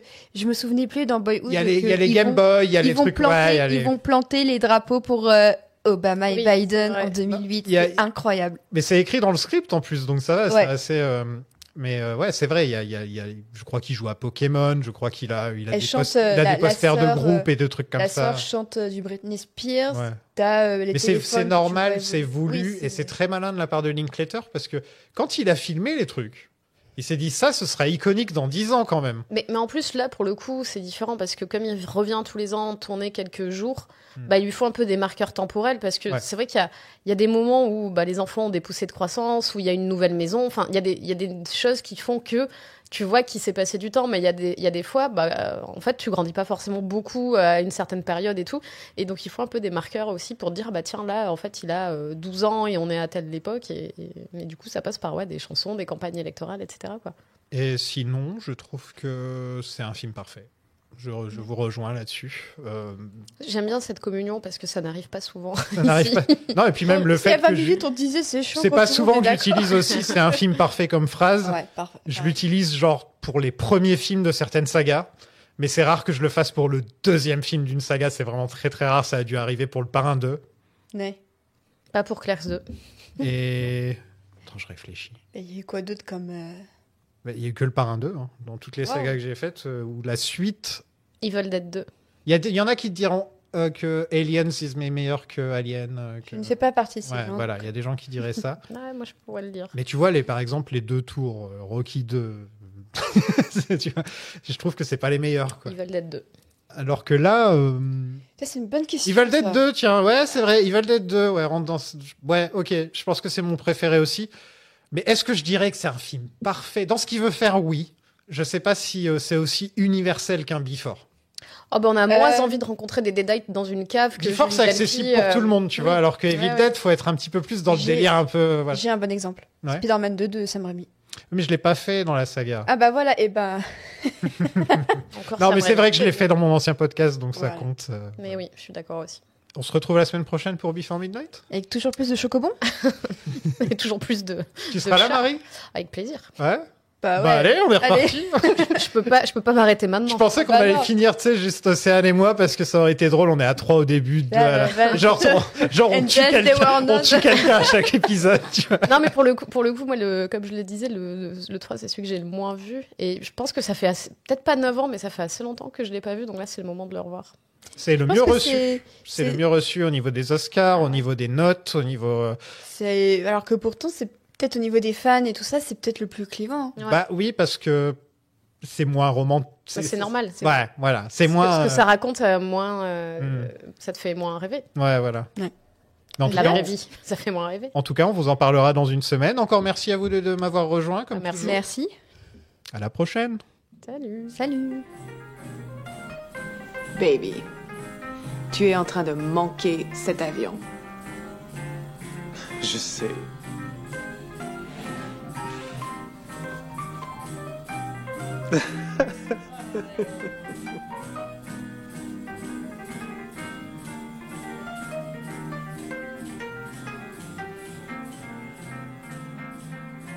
Merci beaucoup les amis d'avoir suivi cet épisode sur Before Sunset. J'espère que ça vous a plu. Si vous voulez me dire ce que vous en avez pensé, n'hésitez pas à laisser des commentaires un peu partout. On est sur YouTube, on est sur Spotify, on est sur Apple Podcast. N'hésitez pas à mettre 5 étoiles. Ça aide toujours beaucoup le podcast. Sur patreon.com/plan-séquence, vous pouvez avoir les épisodes en avance et plus d'une centaine d'épisodes bonus en rapport avec les sagas, mon podcast perso, plein de commentaires audio aussi, où c'est très très drôle. J'invite des potes et on regarde des films. On a presque fait tous les Star Wars. On a fait plein de films de super-héros, plein de Batman. On a fait Harry Potter, on a fait Twilight. Vraiment, il y a de quoi. On a fait Madame Web. Et sur mon podcast perso, je vous parle de vraiment plein de sujets qui m'intéressent, pas forcément en rapport avec le cinéma, mais aussi en rapport avec le cinéma. Je viens de faire un épisode sur les Oscars, j'ai fait un petit épisode sur David Lynch, parce que je sais pas si vous étiez au courant, mais j'ai un podcast sur Lynch. Enfin, ça fait longtemps qu'il n'y a pas eu d'épisode, mais j'ai un podcast sur Lynch où on a fait tous les épisodes de Twin Peaks et tous ses films, qui s'appelle Lynch Planning. Je vous le conseille si ça vous intéresse. J'avais des très bons invités comme Charlotte Bloom, comme Pacom Tielman et Anaïs Bordage. Il y a eu du beau monde dans le podcast et c'était personnellement un de mes podcasts préférés. Je pense que même encore aujourd'hui, c'est mon podcast préféré. Et donc j'ai été un peu obligé d'enregistrer un petit message pour Lynch, enfin sur Lynch, juste après sa mort. Bon, j'ai pas pu dire grand-chose d'intéressant, à part que j'étais un peu sous le choc, mais voilà, j'en ai parlé aussi sur Patreon. L'épisode bonus en rapport avec la trilogie Before est aussi disponible, je l'ai fait avec l'ami Punky, où on parle des films comme Scanner Darkly, comme Rock Academy, ou encore Boyhood de Richard Linklater. Je voulais remercier Gérard, Ced, Océane, Yann, Renato, Lizzie, Claire, Louis, Romain, Dylan, Charles, Michel, Alexis, Franck, Aurel, Loba, Selim, Pierre, Seb, Monsieur Hobby, Gary, Thomas, Clem, Roméo, Punky, John, Flavien, Nicolas, Jonathan, Johan, Benoît, Ludwig, Timothy, Mathilde, Quentin ou Hugues, je sais toujours pas, Julien, Vi, Dominique, Efo, Arnaud, Lilian, Pascal, Fabien, Adeline, Vincent, Thomas et Orlingas, Ruby, Mondingus, Axel, Toutoun, l'inspecteur Mendes, Andrea et Sabrina. Je vous retrouve la semaine prochaine pour terminer la trilogie Before avec Before Midnight. À la prochaine les amis. Let me sing you a waltz out of nowhere, out of my thoughts. Let me sing you a waltz about this one night stand. You were for me that night everything I always dreamt of in life.